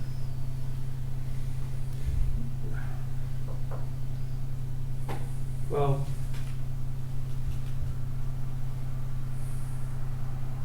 all right. I know this whole thing's an unusual situation, but I think that board members would probably like to go out and see the site anyway. I think that's the least we could do. I don't want to put any undue strain on the people owning the buildings here, but I think that we should probably take a look.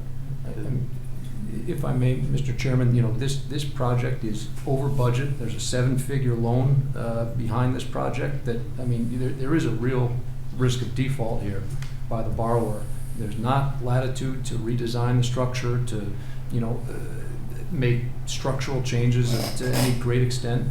I mean, again, things like landscaping, which I think we've got a very robust landscape plan we're happy to entertain, but, I mean, you run the risk of this project failing and having a vacant building for God knows how long on this site, 2 vacant buildings.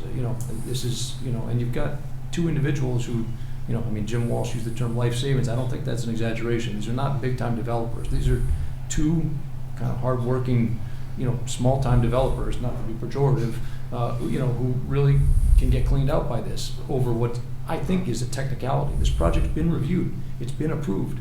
Now, there was an error. Again, we're not here to point fingers, but this is you really could wipe out 2 individuals, who have done everything to the utmost of their ability and followed the rules. So there's a human element, there's a financial constraint, and there's just not a lot that can be done structurally to change things. I mean, they were constructed the way they were approved, and they're willing to do a couple things within reason, but time is of the essence too. I mean, we'd love to.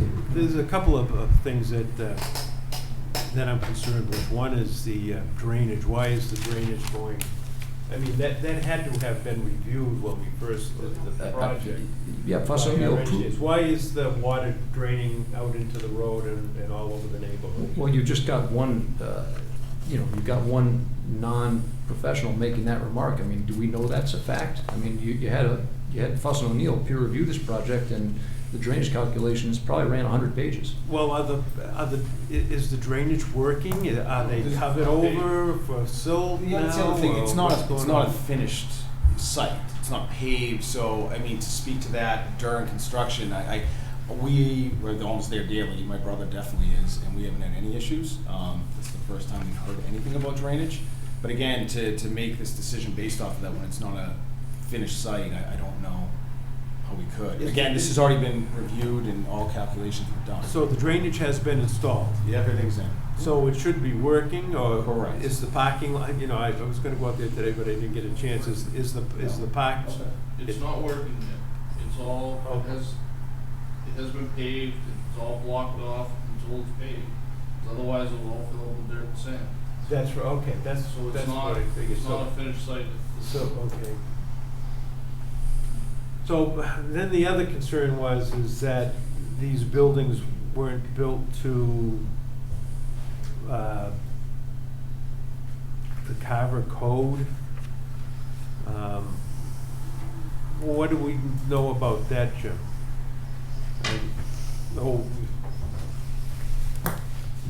Could you come up, Will, and talk about that again?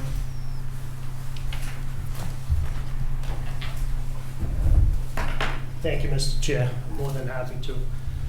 We're talking about the architectural renderings. It says in the bylaw, and I forget the exact section, it says in the bylaw that if you have more than 40 feet of wall space, there's supposed to be a bump out step back in the building or something like that that'll break up the building look, okay? The cupolas are greatly appreciated. I think architectural renderings and color that would be great for the neighbors to see. All that was not provided during your process that I know of. I didn't look at it. I don't know what it looked like.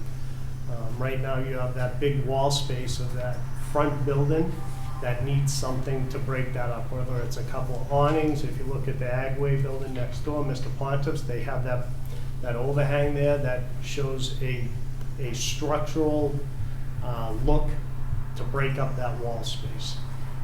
It's more attractive and meets the letter of that bylaw. Off the top of my head, I can't tell you which one that is. 3167. Thank you.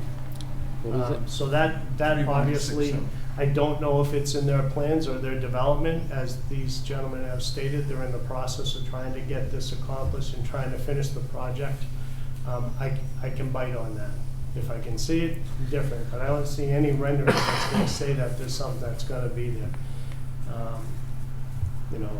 Whether or not the board decides that on the front of the structure, that's all you do, and in the back building, you don't do it because of either fire,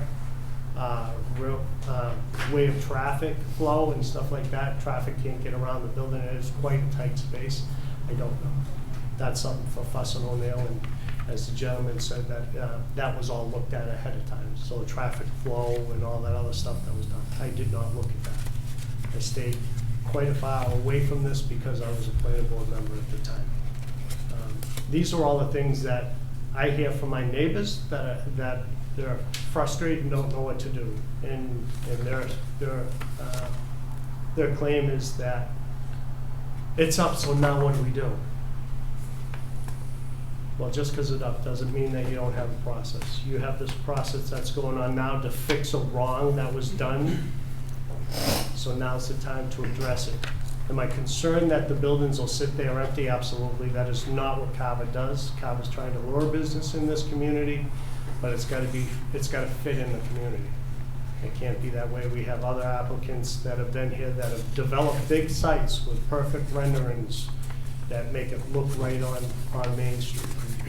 So all I'm asking is for them to abide by the bylaw that was put in place by the citizens of this town. That's it. All right.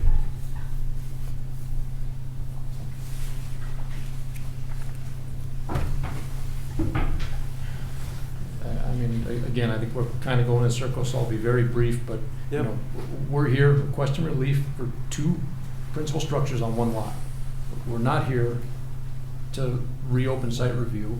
If we were to come before this board 2 weeks from now, 4 weeks from now, with a bunch of renderings showing various architectural details, proposed details, where does that put us? I mean, we're months out from closure, and we're back into site plan review. This project was approved. What else could an applicant do besides come before this board, get plans approved, get elevations and architectural approved by the building department, and then build to spec?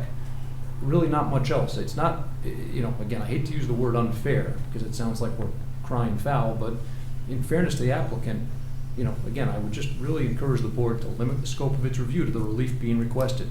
This is not a chance, it shouldn't be a chance to reopen the entire project from square one and talk about things that have been resolved, like traffic flow, drainage, aesthetics.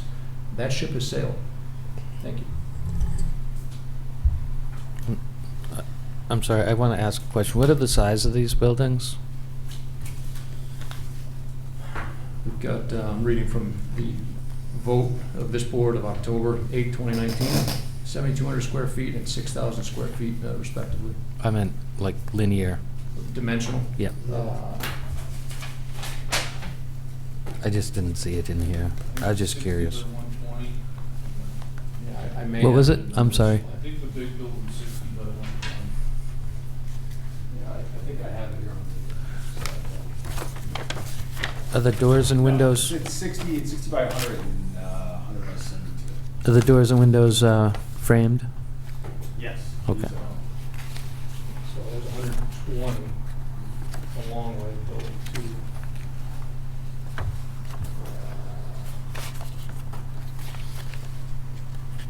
What I was doing the file, it's like 50 feet. So 120 by 50, which would give us the 6,000, right? Building 1, it looks like I think that's 50, is that the top elevation there? 60 by 100, so. Again, Thank you. Generally speaking, that's what you got.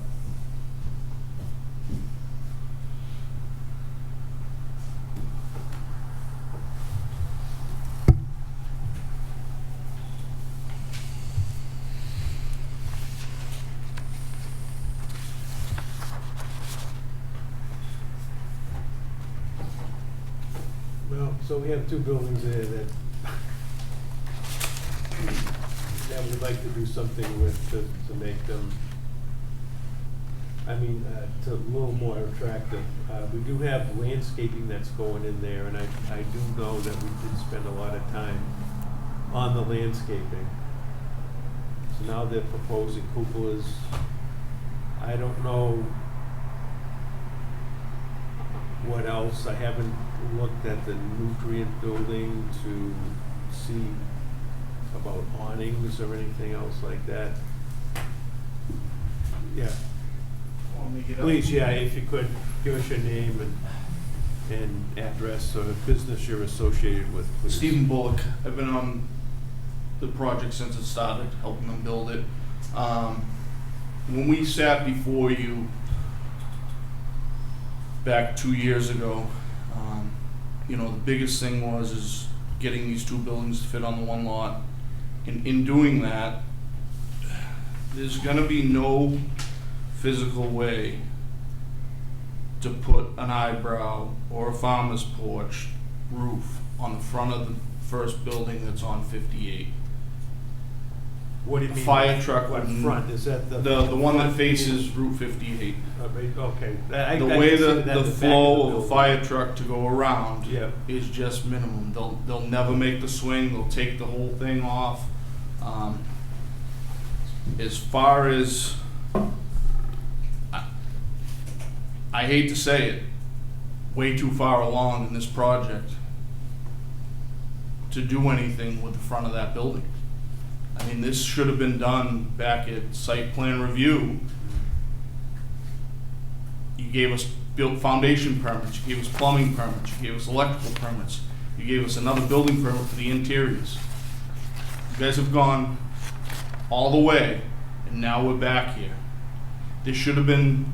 Something should have been done when they pulled the first building permit for the foundations.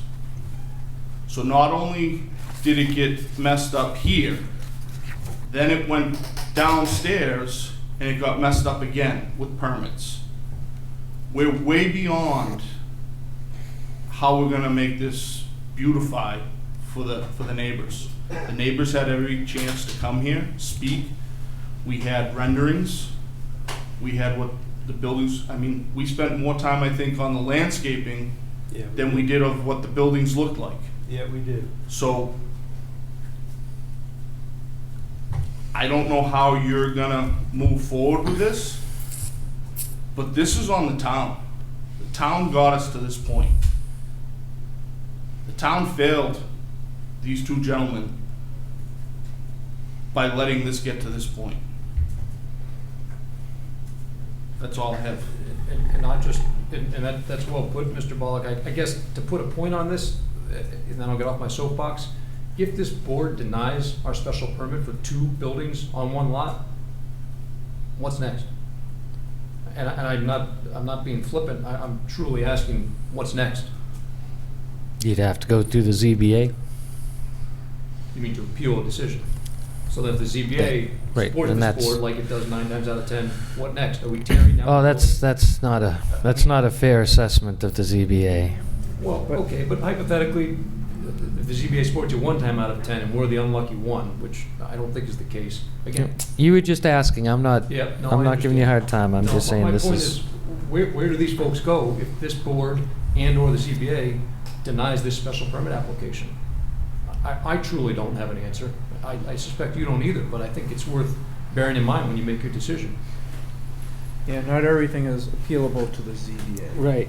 Yeah, I don't think this is. Yeah, I hate to kick this, to say that the ZBA is gonna take care of a mistake that was. No, I'm just was saying made that's by- the proper Yeah. procedural Yeah. road to travel. So, I mean, I think the drainage, you know, if there is water running all over the place, then, as the place is developed, that will be taken care of. I mean, during construction, things happen, and we've had unusual amount of rain, so I'm not so fearful of that as, I know the looks of the building, but there is a lot of landscaping that we did out there, so that will be, and we did a lot in the front too to protect it. And right now, the place looks like a mess because it's not fully landscaped and done. There's a lot of projects that I've gone by in all the towns when they're first being developed. They look like, you go, oh my God, that looks so awful. But once it's completed, you go, gee, that came out nice. So.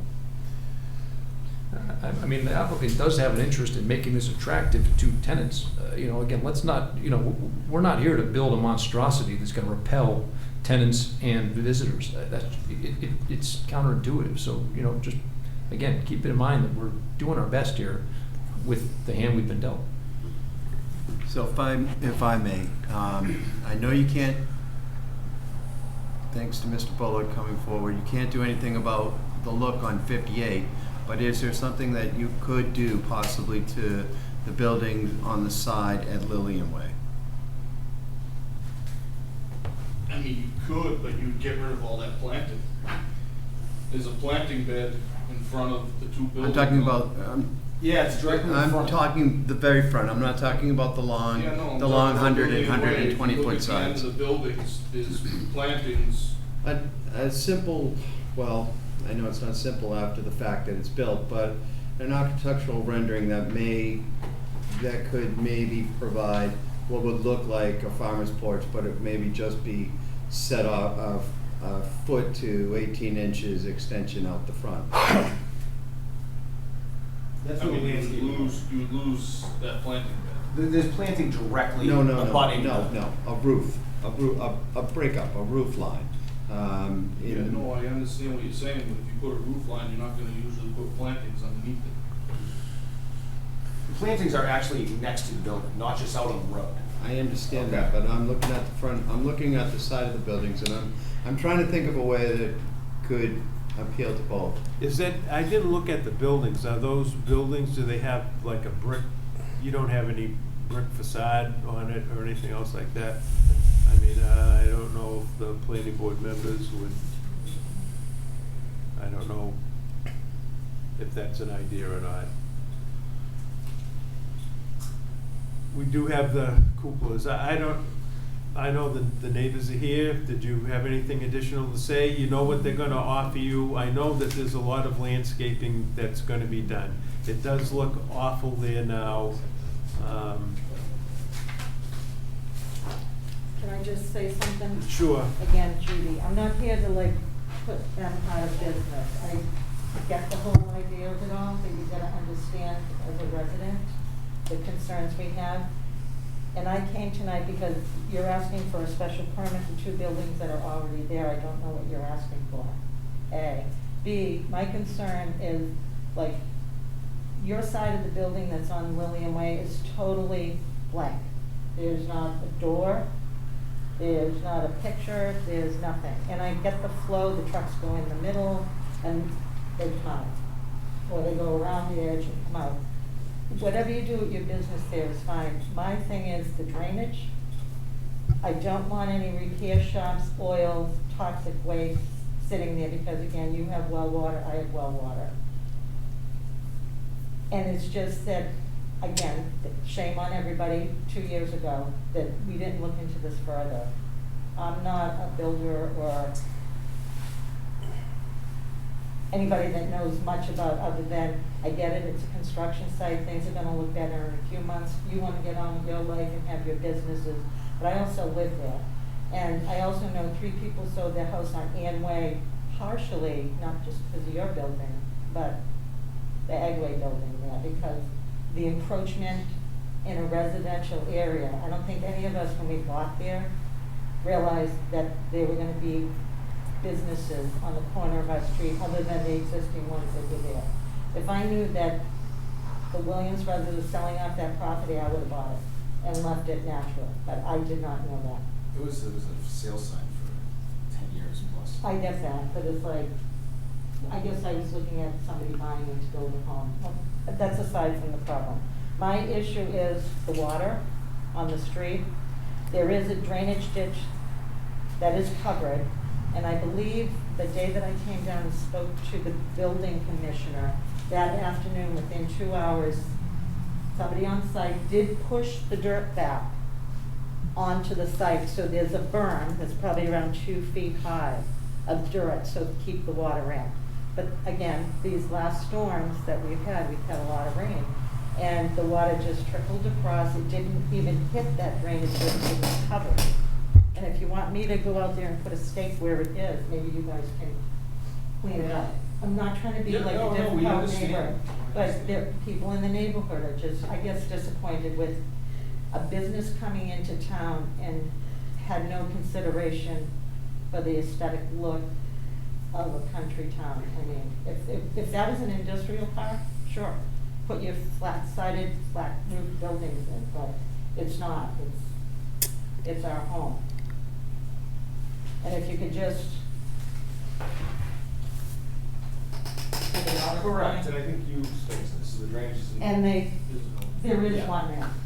There's drainage. It's right opposite. Nothing should be coming off the site once the drainage is all opened up.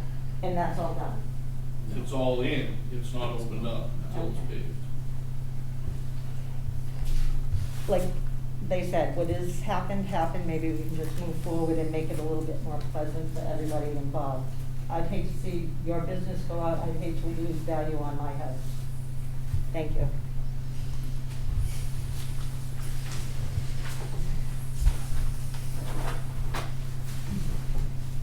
So I guess my question to the neighbors is with the landscaping that's going up and with the cupolas that are going on, and when the drainage has been completed, so it doesn't drain out in the road, and we just want to make sure that it keep the water off. I know that we had some storms over 6 inches of rain, so I don't know if it was that particular storm or not. So just to touch on, I'm sorry to interrupt, to touch on the drainage again, and obviously Steve can talk more to the specifics on how it's opened up or not.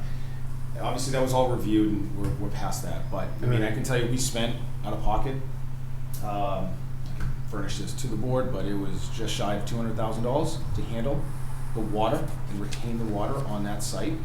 I would care more than probably the neighbors if a drop of water comes off of that, for the money we spent for everything to stay there, to, you know, appease the board and the town. So, yeah, I don't think that's gonna be a concern whatsoever. I don't. And it was obviously reviewed, and we had all the calculations done as well. It should Yeah. work, I would think. Did you have something more to say, Will? I mean, I'll just say you gotta this. come with a compromise with this. You know, I feel bad about I what got you. happened. And it's, we've been down this road, not as bad as this, but we've done it before in the past. There's gotta be a compromise here, and I'm grateful that they're expending the money for cougars. I understand, but I have to ask the board this: how you gonna meet the letter of the bylaw about the front facade? Just gonna leave it up to you guys to make that decision, because that decision will dictate what's gonna happen in the future. No, what are you talking about, the front facade? Front 120 feet that faces Main Street. Not caring about Lillian Way, because the bylaws for the streetscape is Main Street. How are you gonna meet that without that bump out architectural rendering, something like that? I understand that if from what the developer's contract is telling us, if there is a overhang, a 1 foot rendering that comes out on that, fire truck can't get around that. We've approved buildings on this board and previous boards with only access on 3 sites, and we got permission from the fire department to agree on that. So is an extra step? Yeah. Is it an extra expense? Yes, but it's gotta be the board's decision whether or not that you're gonna be able to meet that requirement of that bylaw. And if you decide that you're not going to, then so be it, but you're making the decision based on what the community has said that they wanted to see. So you just have to look at it that way. All right? Whatever this board comes up with that's what we're gonna end up with. And you're not gonna be able to tear down the buildings. You're not gonna make them do that. They have way too much money invested in the community already for this. So, I mean, you've gotta look at it that way. So what do we have to look at the bylaw for that? Yeah. And the building that they're showing here was up way before that bylaw was passed, just then. So again, are we going back to a full site plan review or not? Well, I don't think you have to. I think you're wrong. What's considered the front of the building? The part facing the street, or because? No, I think Will was talking about the part that's facing Main Street, Route 58. Yeah, but that's not. Well, that's actually the rear of the building. That's that would be the side or But he the wasn't rear, told. yeah. I mean, now, You know, I was just wondering, I mean, I'll speak about the landscaping, because of the issue that we ran into, Will, with the side of that building. That is why we stepped up the amount of landscaping that had to be done on that side.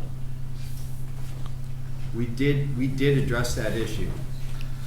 We did, and we asked them to go above and beyond as far as the landscaping was concerned, because we didn't want it to look bad off of Route 58. And so that's why I didn't know you were talking about that side. I thought you were discussing a front and possibly a kick out on the front of what would be considered the 50 and 60 foot part of the building, you know, like they have on the Pontiff building, but I did not know that you were discussing the whole side that comes down. If you take a look at the plan that we have, we did go over expecting them to do a significant amount of landscaping there, so that that would be pleasing to the eye. Could somebody just explain this to us? I mean, I know that this is Main Street right here. Right. And we have plantings along the back of the building there. I think that's what that is. Main What- Street is the other building, it's the bigger building. This says Main Street right Okay. here. Yeah. And I think that what they're concerned with is this back side of the building, right? That's what the bylaw says. But the front is Lillian Way. Our address is Lillian Way. Well, I understand that, but The bylaw That's is where we based spruced on it up. Main Street. Doesn't matter if it's the back side, rear of the building, it's this main street. It says the front of the building. But This- here, we do have a lot, there is what appears to be a lot of landscaping here. Multiple. We spruced this up going back to what. And in the back of this building, what do we have in back here? It looks like plantings or something, what is that? I can try to zoom in a little bit. It says, oh, it's a walkway.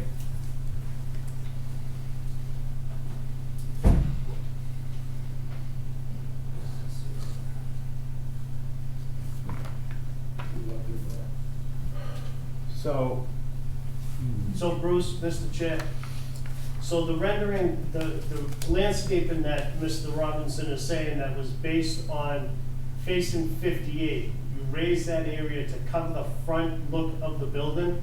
Is that what it's supposed to do? Well, yeah, I believe so, because we have there's 15 green giant arborvitae going along here, It's just the outer perimeter. which is the outer perimeter. And I don't know what, I don't know what these other, We've probably got a key here. yeah, there must be, yeah. If I can recall, Will, I remember requesting that we could get the largest affordable trees across that front part on that side of the building, and that's why they have the large green arborvitaes, the giant emerald arborvitaes. So it shows that in the back of the building, there is right here is a concrete walk. I don't know why that's there, but Because that's where the doorways are. there are doorways that are gonna be there. I Well, mean, that's right the now, back- it's the the back- back of the, Right. you know, when I go by, Isn't there doorways there? this is all, there's nothing in the back here. You'd have to. Yeah, there's for doors, Fire safety, you'd have to. there's doors on the back and, Yep. and there's main doors on the other side. Yeah. So technically, the front of the building is between the two. Right, right, I would say But you that, could yeah. say that the front of the building is what's facing Lillian Way to the access too, but. I mean, the garage, the large bay doors are here, but I think there'd be a second means of egress at the rear of each Yeah. unit. Oh, so for there's gonna fire be, safety. there's gonna There's be doors. There's doors that are gonna There's be doors cut already, out. there's doors already No, there. no, they're already there. There has to be for fire safety. Oh, I thought didn't see they're that. already there, I think. Okay, I'll have to take. They are. And then you got daylilies here. Yeah, but the big vegetation's on Main Street there. You got the arborvitaes, and then again, I'm struggling on the fly. I think you've got rhododendron and dogwood behind the arborvitaes again. Don't quote me on that, but you've got a substantial strip of landscape in there. Yeah, these are, the smaller ones are creeping junipers to stabilize the slope. And then these here are dogwood. Is that dogwood? Either that or rhododendron, I'm not sure. I thought the creeping junipers were, Those are little guys. I thought Andy Glenn. Oh, these had right some- here, the Some issues with the. viburnum. Viburnum. There's a key up here. It's a, And I don't know what those look like. What do viburnum look like? I think it's more in the privet family. That, as far as, you're talking about the backside of Lillian Way? No, this is Main Street here. I know where Main Street is, and Yeah. that's where the giant emerald That's- arborvitaes are. Well, yeah, the green giant arborvitaes, yeah. and then you got maples along the Lillian Way frontage here. I know that we specifically went over expressing that we wanted a significant amount of landscaping for this particular reason, Bruce. I do remember this. I mean, again, not to compare the Pontiff site, but I think that, you know, this site was held to a little higher standard in terms of landscaping for the reason that Mr. Robinson stated, you know. Right. Well, I mean, right now, it's the most open and bare that it can be. The construction site never looks good. Yeah. I mean, I don't know, and then in this portion of the building here, there's more plantings right up against the building, the side of the building. To shield the way, that's. So you have arborvitae, you have rhododendron, and then, Dogwood, Yeah. down here. so eventually those will grow up.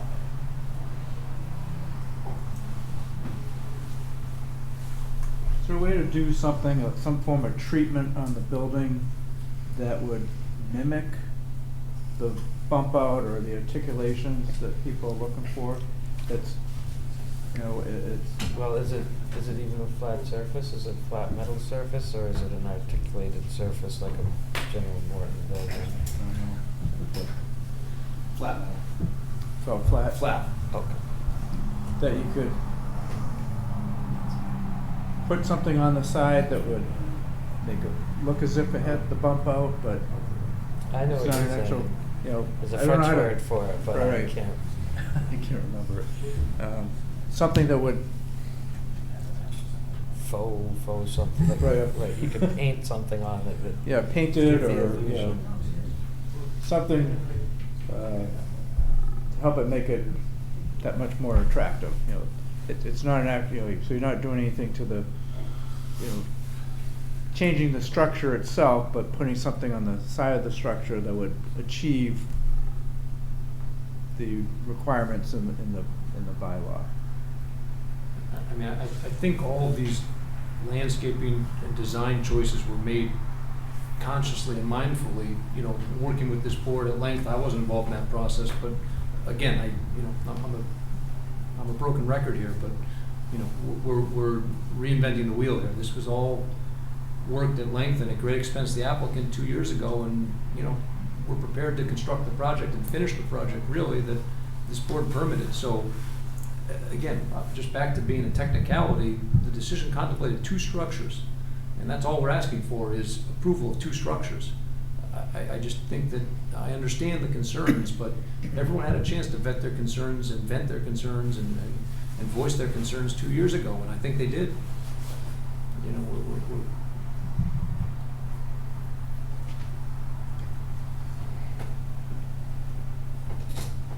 I don't know, I really don't know of anything that's gonna really improve that. I mean, there is a lot of landscaping there. Now that we've gone through the landscaping, does that make you feel any better? I'll leave it on the board's decision. Sorry.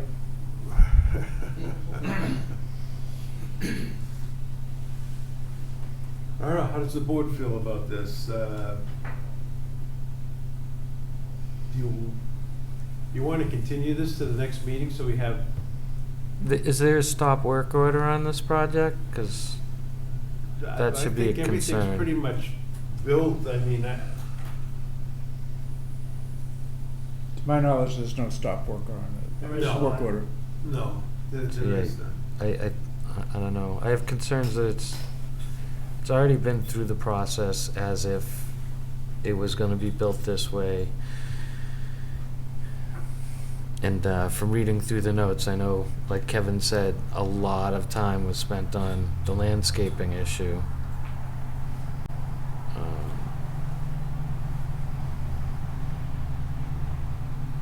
But Mr. Dion requested a site visit, and I'd be remiss in not recognizing that. But would it do any good at this point? Well, it would, because then you get an idea what it's all gonna look like. We weren't on the board when they Right. did any of There- this. there You're are asking me to prove something I have no clue of, Right. other than seeing what's up on the board right there right now. Extensive landscaping, and that's Honestly, gonna yeah, take a you little know, time. worried about what their concerns are, your concerns.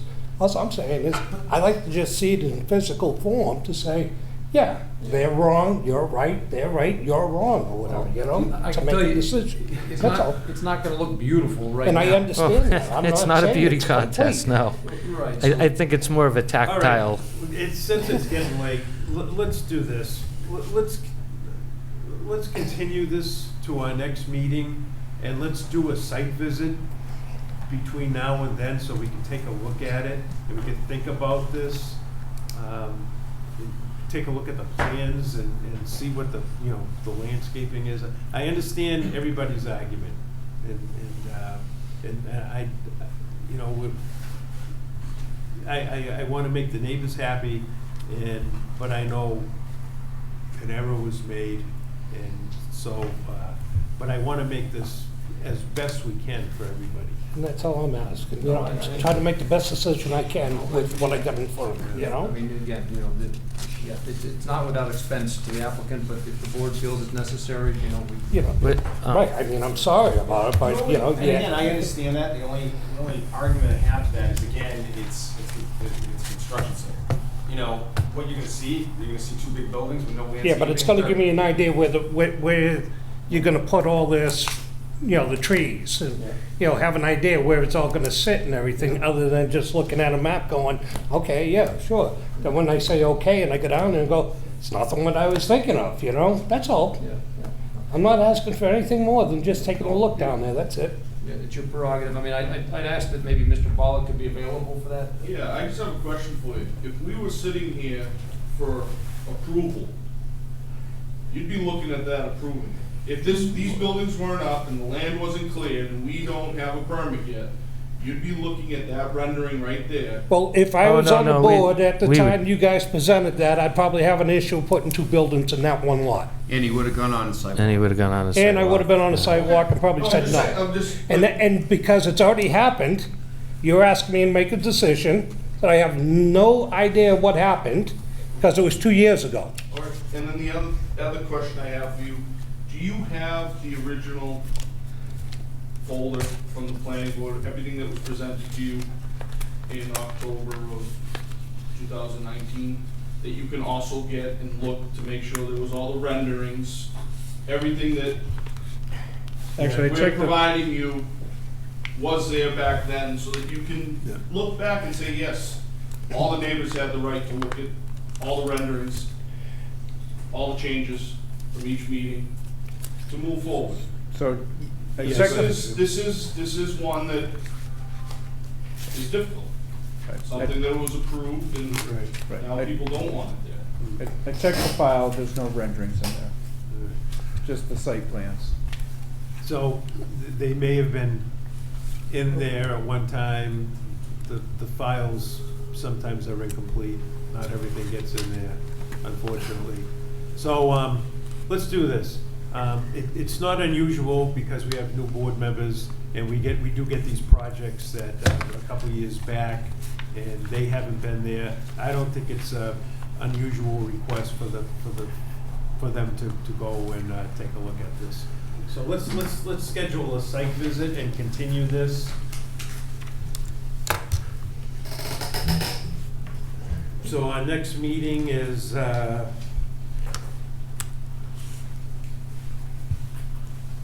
10/26.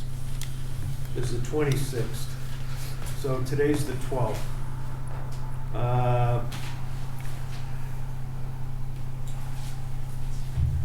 Sometimes next week or this week, when did you want to do the site visit? Whenever's good with everybody else, I'll do it Let's tomorrow. do next week, like a Monday, Tuesday next week, be fine with me. Monday, does that work with you, Connie? Yeah, Some days absolutely. that you could and couldn't? No, that's just Monday's fine? Wednesday mornings are my tough days, but Okay. that's not I an won't- issue any I longer. won't be in town. Okay. I won't be in town the 17th, 18th, and 19th, so. Well, you had done you had been there before. I don't know, I suppose if you just Yeah. wanted to look around the site, I don't think that would be a problem. Right. So say Monday, October 18th, what's like noontime? Noontime sign, yeah. Okay. So let's Monday- do, Monday the 18th? huh? You said Monday the 18th? It's Monday, yeah, the 18th. Am I looking at October 18th, which is a Monday at 12 o'clock.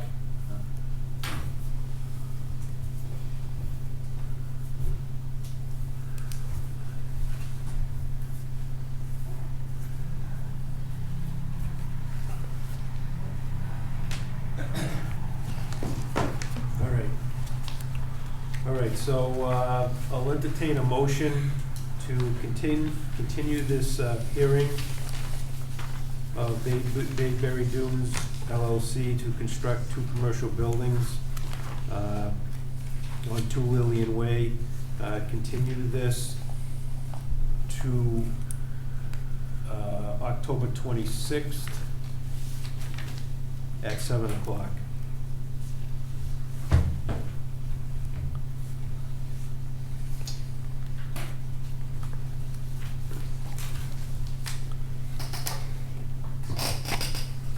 Do I hear that motion? I shall make that motion.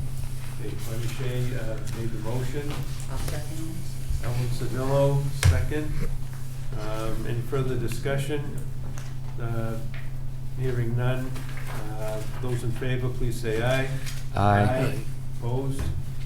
All right. So, yeah, so that was unanimous. So it was Connie Shea, Bruce Mackey, Adam Robinson, Ellen Sodillo, and Rich was on that. Okay, so now the next.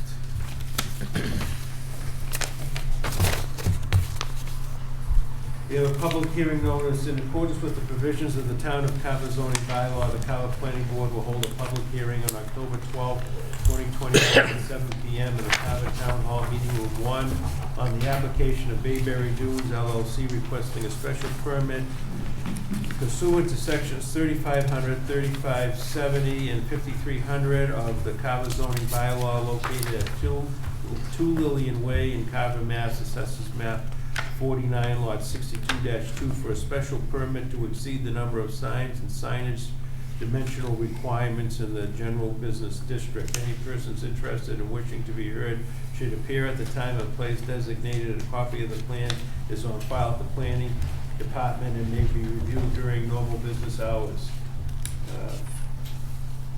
Carver Planning Board, Bruce Mackey, Chair. Carver recorded date September 17th to September 24th, 2021. All right. Hi. So we have some signs that are going up too. Sure hope so, and hopefully this is a layup compared to the last one. Rob D'Ambroso for the record, D'Ambroso Law, and we're here to field any questions, I suppose. I don't think we have much by way of presentation to make on this one. So, okay, so where is this sign gonna be put? It's one sign, right? Just one sign. It says like, it's a direction. When you pull them in, you'll be on the right-hand side. Yeah. So we hired Signs by Design, Peter Allegrini, local company, to do it. I thought he was actually going to be here. Of course he's not. But the reason for the special permit is just due to the size to fit the 11 tenants on that one sign as opposed to putting in 2. I'm 99% sure it's going to be in the corner there. Do you mind just pointing so we get a... So in your site plan, it shows yeah, kind of where that lawn area is. right up here.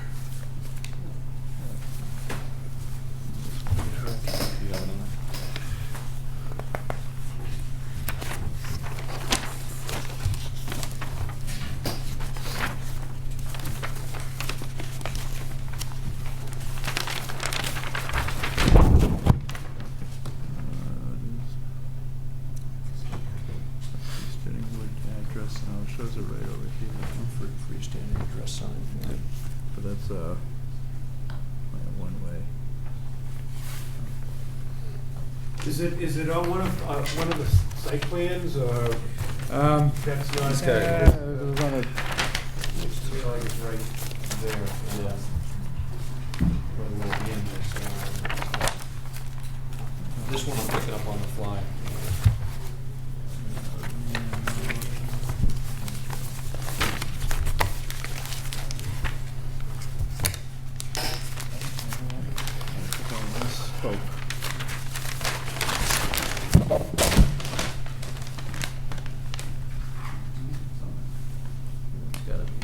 Freestanding. yeah. All right. I was looking. Oh, here we go. Building address and directory signs. Right there. So it looks like you got 2 of them. When this was only one. Yeah, I remember when I looked at another plan, it was like over here.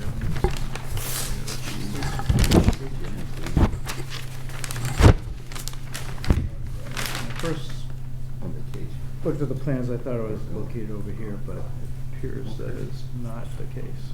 Not gonna be in the snow disposal area? It was kind of right in this area, but.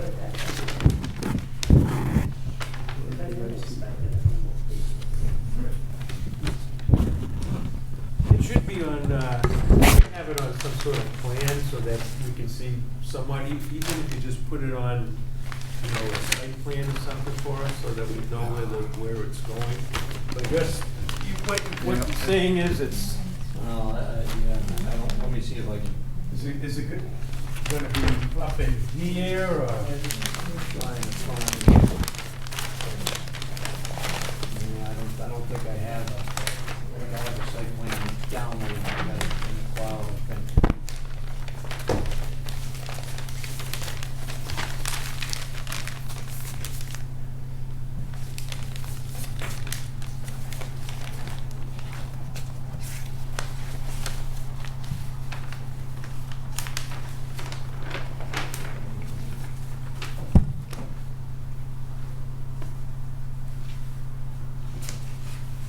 But anyway, looking at this, if you're gonna have all those spaces, I know that we've run into these things before where there weren't enough spaces for all the tenants, so this does accommodate everybody. Can you tell us where it's gonna go, or? I have no knowledge of the signs, I apologize. I didn't even know this was, Can you maybe stake it out for the site walk? Is that? Yeah, we can do that. That'd be great. Yeah, okay, so instead of just hanging around, let's continue this. Mr. Chairman, Yeah? shall I suggest that if you're gonna continue and bring it to the next meeting, that there's renderings of what it's gonna look like, actually put on a plan of where it's gonna be? Right, yes. The size of it, Yes. is it gonna be illuminated, not be illuminated? We do have that here. We have the size of it, and is it, It's roughly 72 inches wide by Wow. 84 On it. high. We have no idea what it's gonna look like. It's 9 inch two-sided yeah, cabinet. that's right. I do have a table here. it's a little over 10 feet high and a little over Feel like almost take 7 paper feet real wide. quick. It's roughly 800 and give or take 50 square feet. And it says landscape or down lights. And there's enough spots for the bays that are there, right?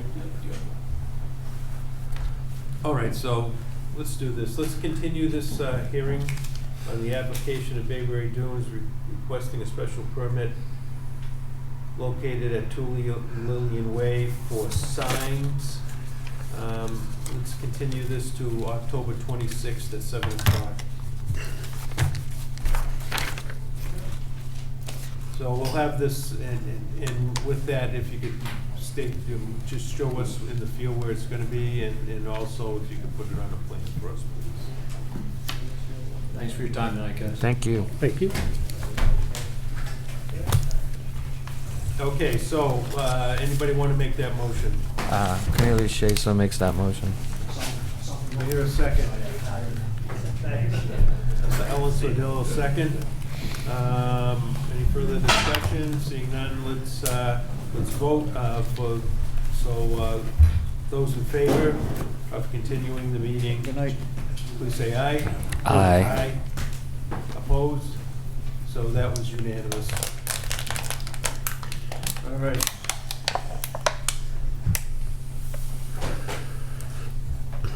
So here we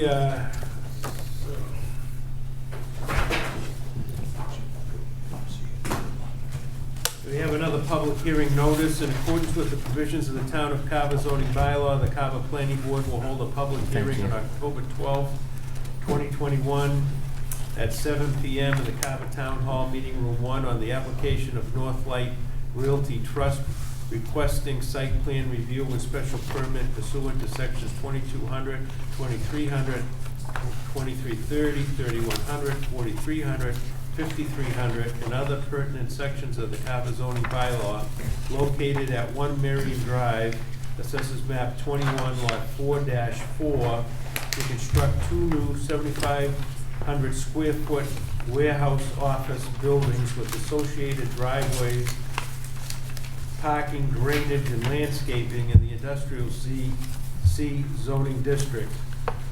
Any persons interested or wishing to be heard should appear at the time and place designated. A copy of the plan is on file at the planning department and may be reviewed during normal business hours. Carver Planning Board, Bruce Mackey, Chair. Published date September 17th, 2021 and September 24th, 2021. All right, so this is site plan. You gotta make sure. Site plan review and special permit. It's very similar to the last project. Yeah, well, we'll have to make sure of these things as that time goes on. Thank you, Chairman. All right. So who do we have presenting tonight? Please introduce yourselves. Good evening. For the record, Gregory Morse, registered engineer, Morse Engineering. Buzz Artiano, I'm the owner of the project. I also own the adjacent project at Commerce Way. All right. Good evening. Thank you. As was just read into the record, this is a request for a special permit and a site plan review. In accordance with your bylaws, the property is located at 1 Marion Drive. Looking at the plan set that we submitted with the project, the existing conditions are depicted on page 2. The existing site is 3 acres in size. It's represented by the black bold line, which is the exterior property line of the property. The property is located in the Industrial C zoning district. We have Plymouth Street on the bottom of the page, which is the southern property line. We have Marion Drive on the eastern side of the site with frontage. To the north, we're abutted by a construction company, SLT Construction, on the opposite side of the street on Marion Drive to the east. This is a storage yard associated with MBO Precast Company. On the southern side of the site, on the opposite side of Plymouth Street, we have a residential single-family home of Butter located in this general vicinity here. We're also primarily abutted on the south by the solar farm and abandoned landfill. On the west side, as Mr. Artiano just said, this represents the Commerce Way subdivision project. You can see 2 abutting buildings on the Commerce Way site. This property is completely upland land area. There are no wetlands, there are no floodplains, there are no endangered species habitat on it. It's previously undeveloped. There's some scrub brush on it. There are some tall pines along Plymouth Street. The only portion of the site that had been developed in the past, right here, is a drainage basin. That drainage basin is the drainage basin for the Marion Drive subdivision roadway. So the roadway drainage is collected in catch basins within Marion Drive and discharges into this catch basin here. It also discharges into another catch basin over here, but on our site is one catch basin associated, or sorry, one detention basin associated with that. Soils testing was conducted by my firm on the site, witnessed by the Board of Health. Groundwater is typically down about 10 feet. The soils are sandy soils with percolation rates of less than 2 minutes per inch. The proposal here is to construct 2 new buildings on the site. The site layout plan and the grading and utility sheets, which are sheets 4 and 5 respectively of the plan set, depict the layout, which I've highlighted here.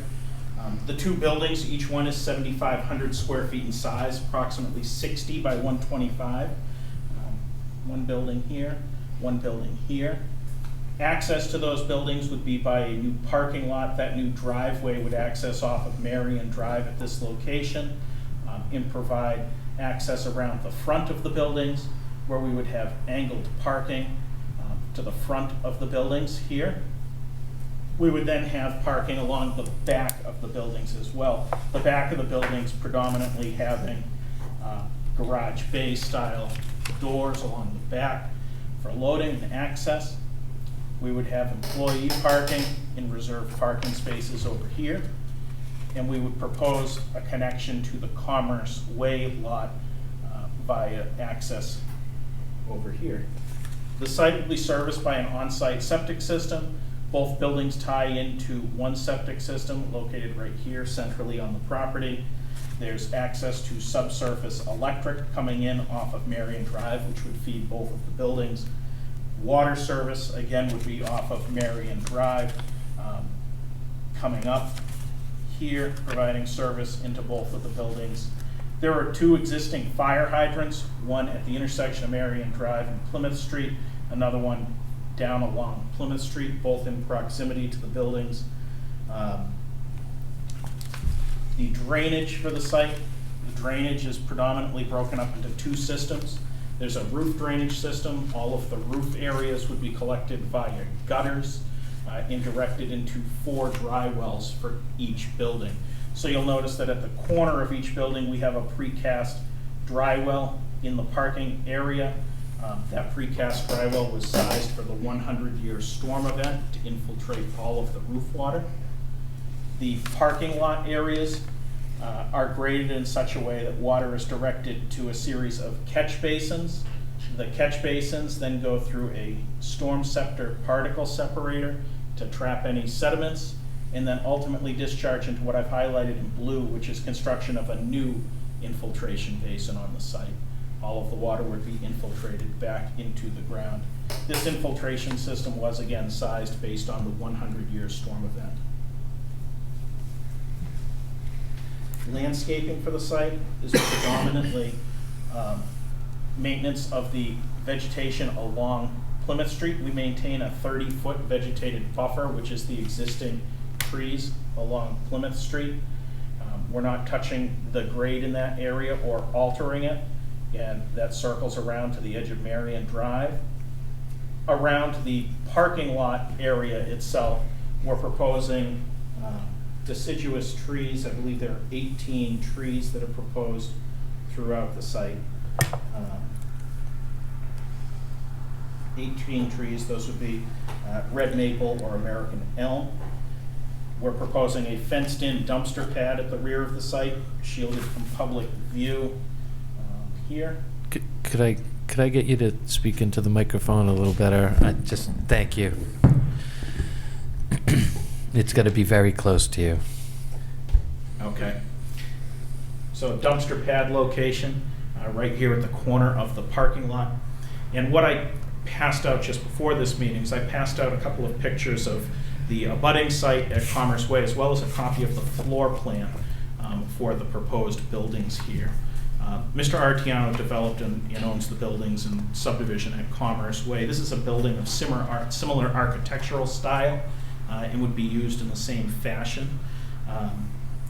The front page here depicts 3 pictures of those buildings. You'll see that they're architecturally pleasing. There are cupolas involved. There is different materials along the facades of those buildings, and this would be built in the same fashion. The second page depicts the floor plan of each of these buildings. It's a matching floor plan. Each building has 5 separate units in it. Each of those units essentially has a small office space in the front of it, which would be accessed just through a front service door, and then in the back is storage space, warehouse space, accessed via an overhead garage door from the back of the building. The third page in the back page of this depict existing views along Plymouth Street and Marion Drive along the frontages of the property. Submitted with this application were copies of a detailed drainage analysis, including an operation and maintenance program for this site for both pre-construction, during construction, as well as post-construction. That was reviewed by your peer review engineer, Fuss & O'Neill. We did receive their comments late day on Friday. We have not had a chance to revise our plans per their comments, but I did not see anything that would change our design in any substantial nature. What I would expect is that we would receive your comments tonight, and we would be following up with a revised set of plans by the end of this week, so that we could be on hopefully your next planning board meeting, or if need be the meeting after that, hopefully to bring this to a conclusion. Turn it over to you. All right, anybody have any questions? I think what I'd like to do is, there were a long list of comments by Fuss and O'Neill, so I'd like to see those on a plan, addressed on a plan. And also, I would like to schedule a site visit out there, and then maybe have the building marked out, maybe the parking area.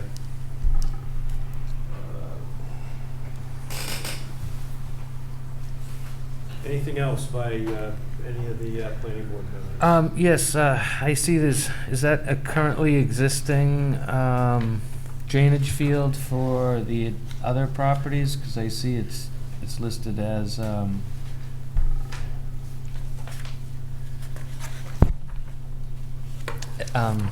existing? Yeah, so there is an existing drainage basin already there. It's well grassed and mature, and that services the Marion Drive runoff. Our drainage basin would be adjacent to that, but would not be connected hydraulically. Okay. You are bordering a residential area too, and there's certain setbacks and landscaping requirements and buffer zones, and it seems like you're trying to fit an awful lot into a very little space. Well, that's one man's opinion. Well, actually, no, it's our bylaws require a 100-foot buffer zone. So if you look back at the original plan that was drawn and accepted by the planning board, in their decision, they specifically said that that 20-foot buffer was to remain along the street, which we What plan is that? The original subdivision plan when the lots were created. When the lots were created, when was that? 2005, I believe. 2005, and now it's an industrial C zone, and there are requirements for buffers in the landscaping, in the parking lot, between the main roads, and from residential housing, which I believe is directly off the southeast corner of this property. That is correct, and we've met with that neighbor, and he's very pleased that I'm the developer of this property. Has Fuss and O'Neill addressed any of this stuff?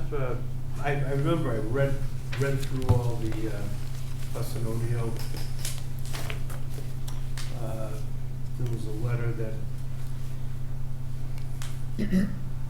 I think we got to take a look at that. So, number 10 references the minimum planted buffer depth of 30 feet.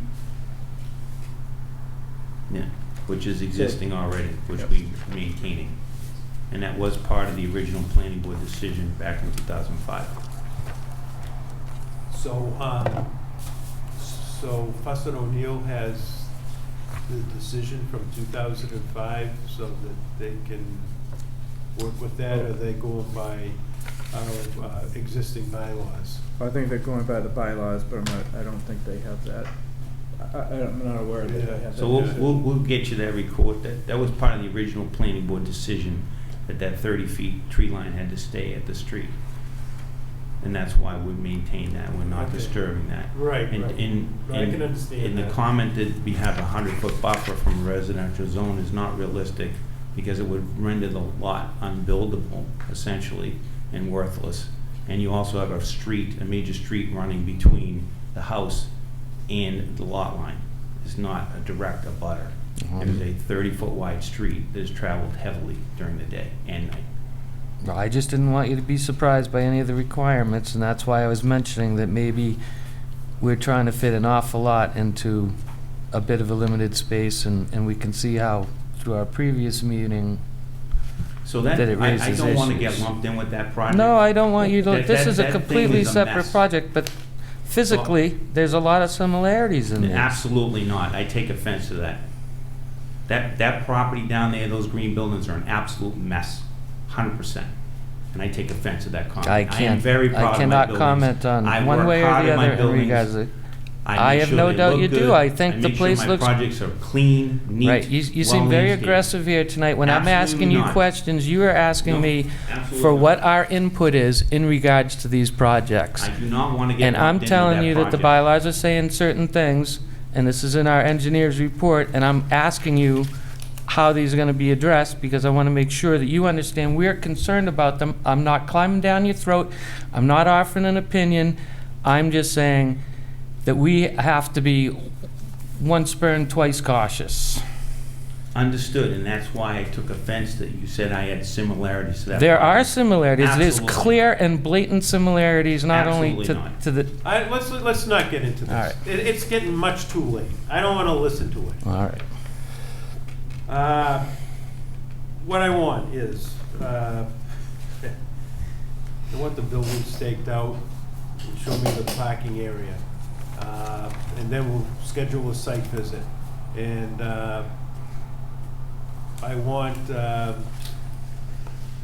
and then we'll go with Fuss and O'Neill's. You haven't put Fuss and O'Neill's comments yet on your plan, so Yeah, let's through you- do that. Through you, Mr. Then Chair, we'll take a we've look at that. we've reviewed their notes, and there's no showstoppers in there. Okay. We do need to make some edits, which we're gonna do Yeah. quickly. Yeah, I'd like to, yeah. So that we can come back with a clean letter. Yeah, yeah, that's what I want to see. In the meantime, if you have any additional information that you have, if you could, send it over. Unfortunately, Jim's leaving Friday, and I don't know where that puts us or who's gonna get this information, but if you could just send it to the planning office, and I'll have to speak to the secretary. You could give her a call and tell her that you're sending this stuff over. Of course, she's only works part-time. I can't tell you her hours. So, Okay. other than that, everything will probably run pretty smooth. And we did meet with the fire department, and he saw no issues with the project. Okay. So we'll probably get a letter from the fire department about this too. You don't have that yet, Jim? Not yet. So when would the sidewalk be? Yeah, so let's go on with the sidewalk. So we do have a sidewalk, the 18th, Monday, the 18th. I don't know if we want to lump these two together, or do you want to do this another day? Like I said, I'm out of town. Although I do respect your work, and you do a very nice job, so I understand the building. I would not be concerned about any of the renderings on the building, as we've seen your work, and your work is very noted in town for being Thank you. very classic. Oh, yes, this was not in reference to any of Oh, the, no. because Oh, I know actually, that. it looks very nice back there. That wasn't my concern. Unfortunately, you look at this and you say you have two buildings on a lot, and yeah, there are two buildings on a lot, but the thing is, if the bylaws allow two buildings on a lot, if you have enough parking area, I mean, there are certain, you have to go by the bylaws. And if the project is designed by the bylaws, then it's an acceptable project. I mean, unless you change the bylaws. No, understood, and just, Yeah. just I to mean, further. I'm not- No, I understand, but just talking to to the further planning comment board on that, so the members, yeah. adjacent property is 6 acres, so Yeah. roughly twice the size, and has 7 buildings on it, Yeah. including a road, Yeah. with a circle on the end. So And- the secret to these projects is to make sure you have adequate parking and adequate access, Right. so that you can attract quality tenants, which Right. I've done successfully. If you don't have that formula, nothing works. Right. So believe me when I tell you that my money and my reputation is on the line when I design something. And I want to make sure it's going to work for me, because it's my money, and I also want it to look good because I take pride in my projects. And you do. Every project that you've done in town looks great, so I have no complaints. Okay, so would you want to do this the same day? Sure, I would just request Well, I'm that, just speaking to the board members here. Oh, okay. If they want to do it the same day, say we spend, I don't know, be like the most an hour at Lillian Way. Would you have time, Rich, to go to another, or do you want to go to another day? I'd rather do another day. I mean, we could do the following day. Following day, say the 19th, at noontime? Yeah, I'd hate that to work? just rush things through, you know? yeah, that would work. Okay. Okay, so.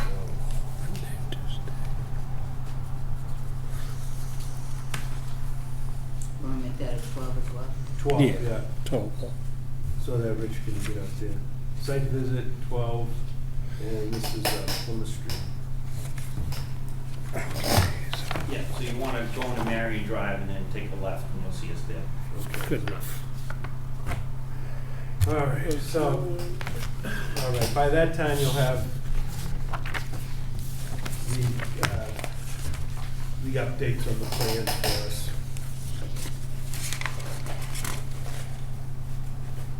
Besides the Fuss and O'Neill, Mr. Chairman, besides the Fuss and O'Neill, is you and the previous planning board decision, is there any other material that you'd like to see? Anything else anybody would want to see? So we know what the buildings are gonna look like, approximately, the design, you know, the overall design. And I guess, you know, that, Is there gonna be signage? No, so the marquee thing is a day gone by. Everybody uses the internet to find your business. There are signs, they are located directly over the doors on the building. Okay, so it's not gonna be like a big Right, board and out when- there or and- anything? Yeah, that's a waste of money. And secondly, when the individual tenants apply for a building permit, so we can build the space, then we go for the sign permit, and it's always within it meets the required, we don't ask for variances for size. No, I understand. Yeah, and it goes right above the door. If you drive into my park now, you see the signs are right above the The doors. door. Yeah. No one can see a little teeny bitty marquee when you're driving 40 miles an hour down No, the I street. do. all right, so need a motion to continue the public hearing to October 26th at 7 o'clock for the site plan review and special permit on North Light Realty Trust, 1 Marion Drive. I'll make that said motion. And I'll second it. So a motion by Kevin Robertson, second by Ellen Sodillo. Further discussion, seeing none. Those in favor, please say aye. Aye. And opposed? Okay, so that was unanimous. Hey, thank you very much. Have a good Okay. day.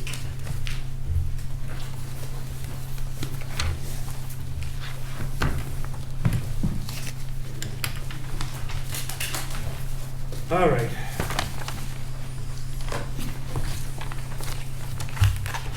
And I want to apologize for me yelling out like that. It's been a long night, it's been a long week, and that's usually not how I act. I'm sorry. I apologize to the board for my outburst.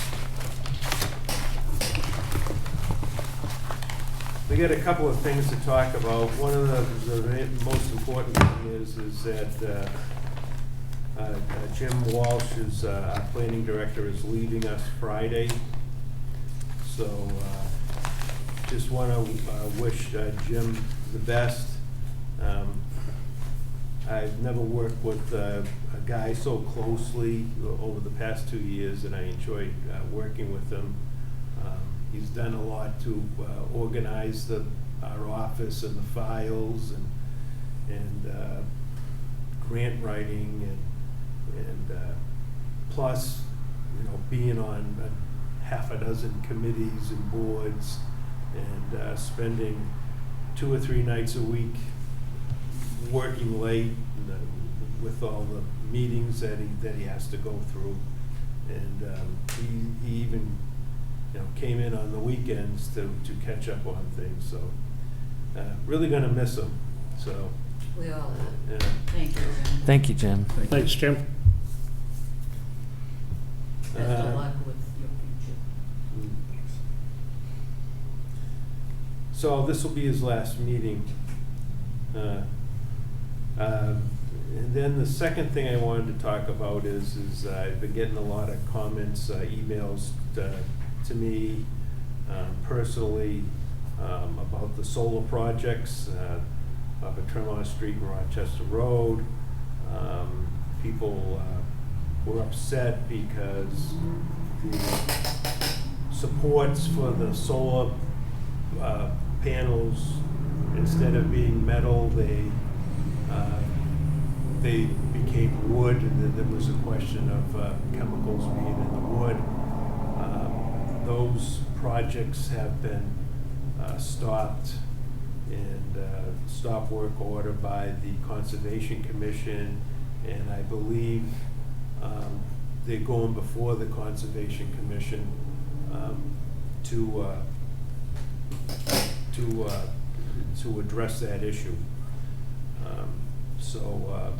The other thing I just wanted to say is that we have several of these solar projects that have been permitted by solar companies, and then they were sold to another solar company to do the installation.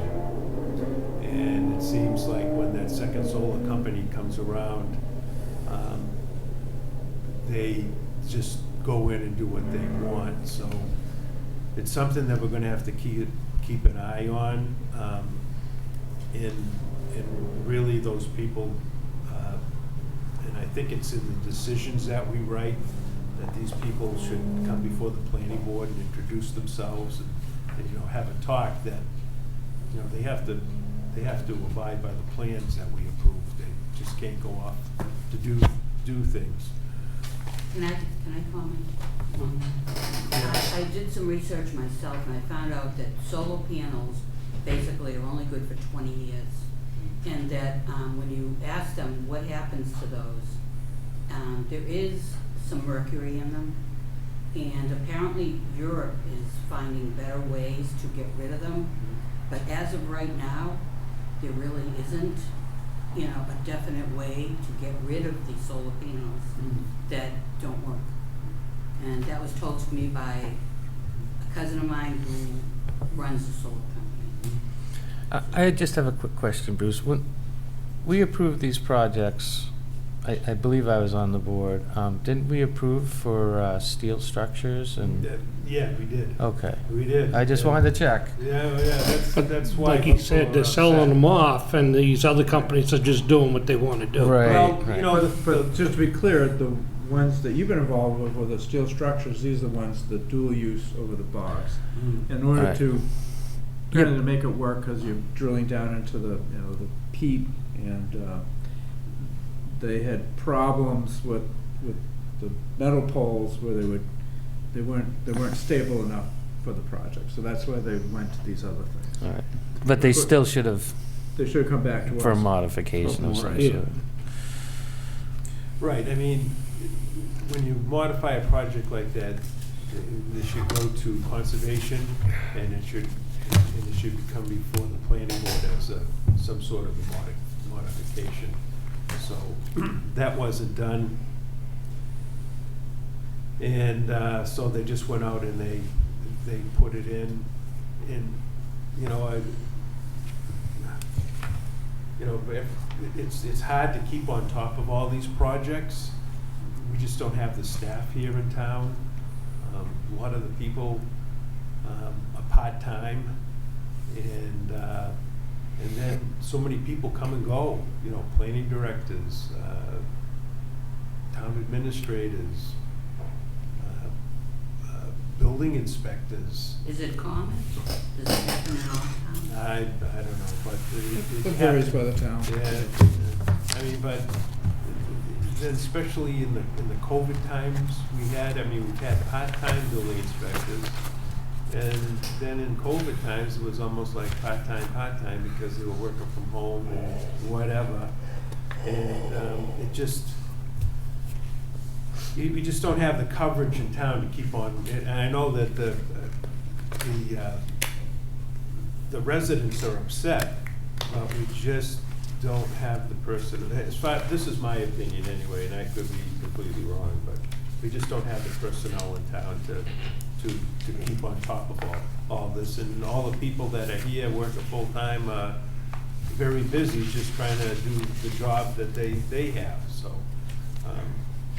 it's a tough situation here. I mean, and I imagine it's in all towns, but thank God we do have a full-time building inspector now, so. All right, so much. So that's all I have to say about that. Then there's projects placed on future agenda. Oh, okay. So yeah. So with the next town plan, we'll kind of maybe have a meeting about this and see what we can do. But I did talk to Jim about this, and we do have that in our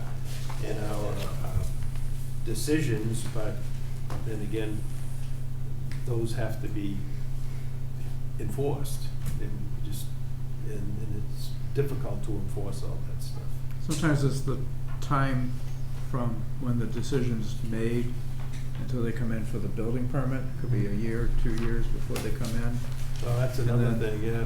And then in the town's case, we've been through, we're on number 3 in the building, commissioner office, so we start off with Bob Frankel, part-time, and then we went to another person, part-time interim, and then we finally got a full-time person. So I think in that regard, Paul Boucher's very good, very kind of process and procedure oriented, and so he's made a number of suggestions how to help improve things. But I think going forward, working with another, with a new planner that will help out.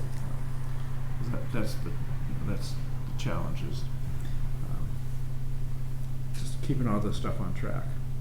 It's very hard to spend time, focus on all the planning board cases when you're managing 2 or 3 other big projects at the same time. And that's when the MassWorks grant, the Route 58 interchange project, and then the whole thing with Hillwood just ate up a lot of time, and you're constantly just jumping from one thing to the next. And it really doesn't do a service to the town. So I think in the future, less is more. Yeah, well, unfortunately, it just seems like in all departments, everybody gets just more and more work, and the town is growing right before our very eyes. Yeah. And it's going in a different direction. All right, so do we get through that? Planning director notes, do you have anything more to say, Jim? Nothing else, but it's been great working with you all, and get someone probably twice as good as me. Easy then. And and don't take off because we have stuff to sign. All right. So we have the minutes of 9/14/21 and 9/28/21. I did read those. I thought they were very well done, but just in case somebody wanted to add or delete something. So let's go for the minutes of 9/14/21. Does anybody have any additions or deletions? Everybody have a chance to read them?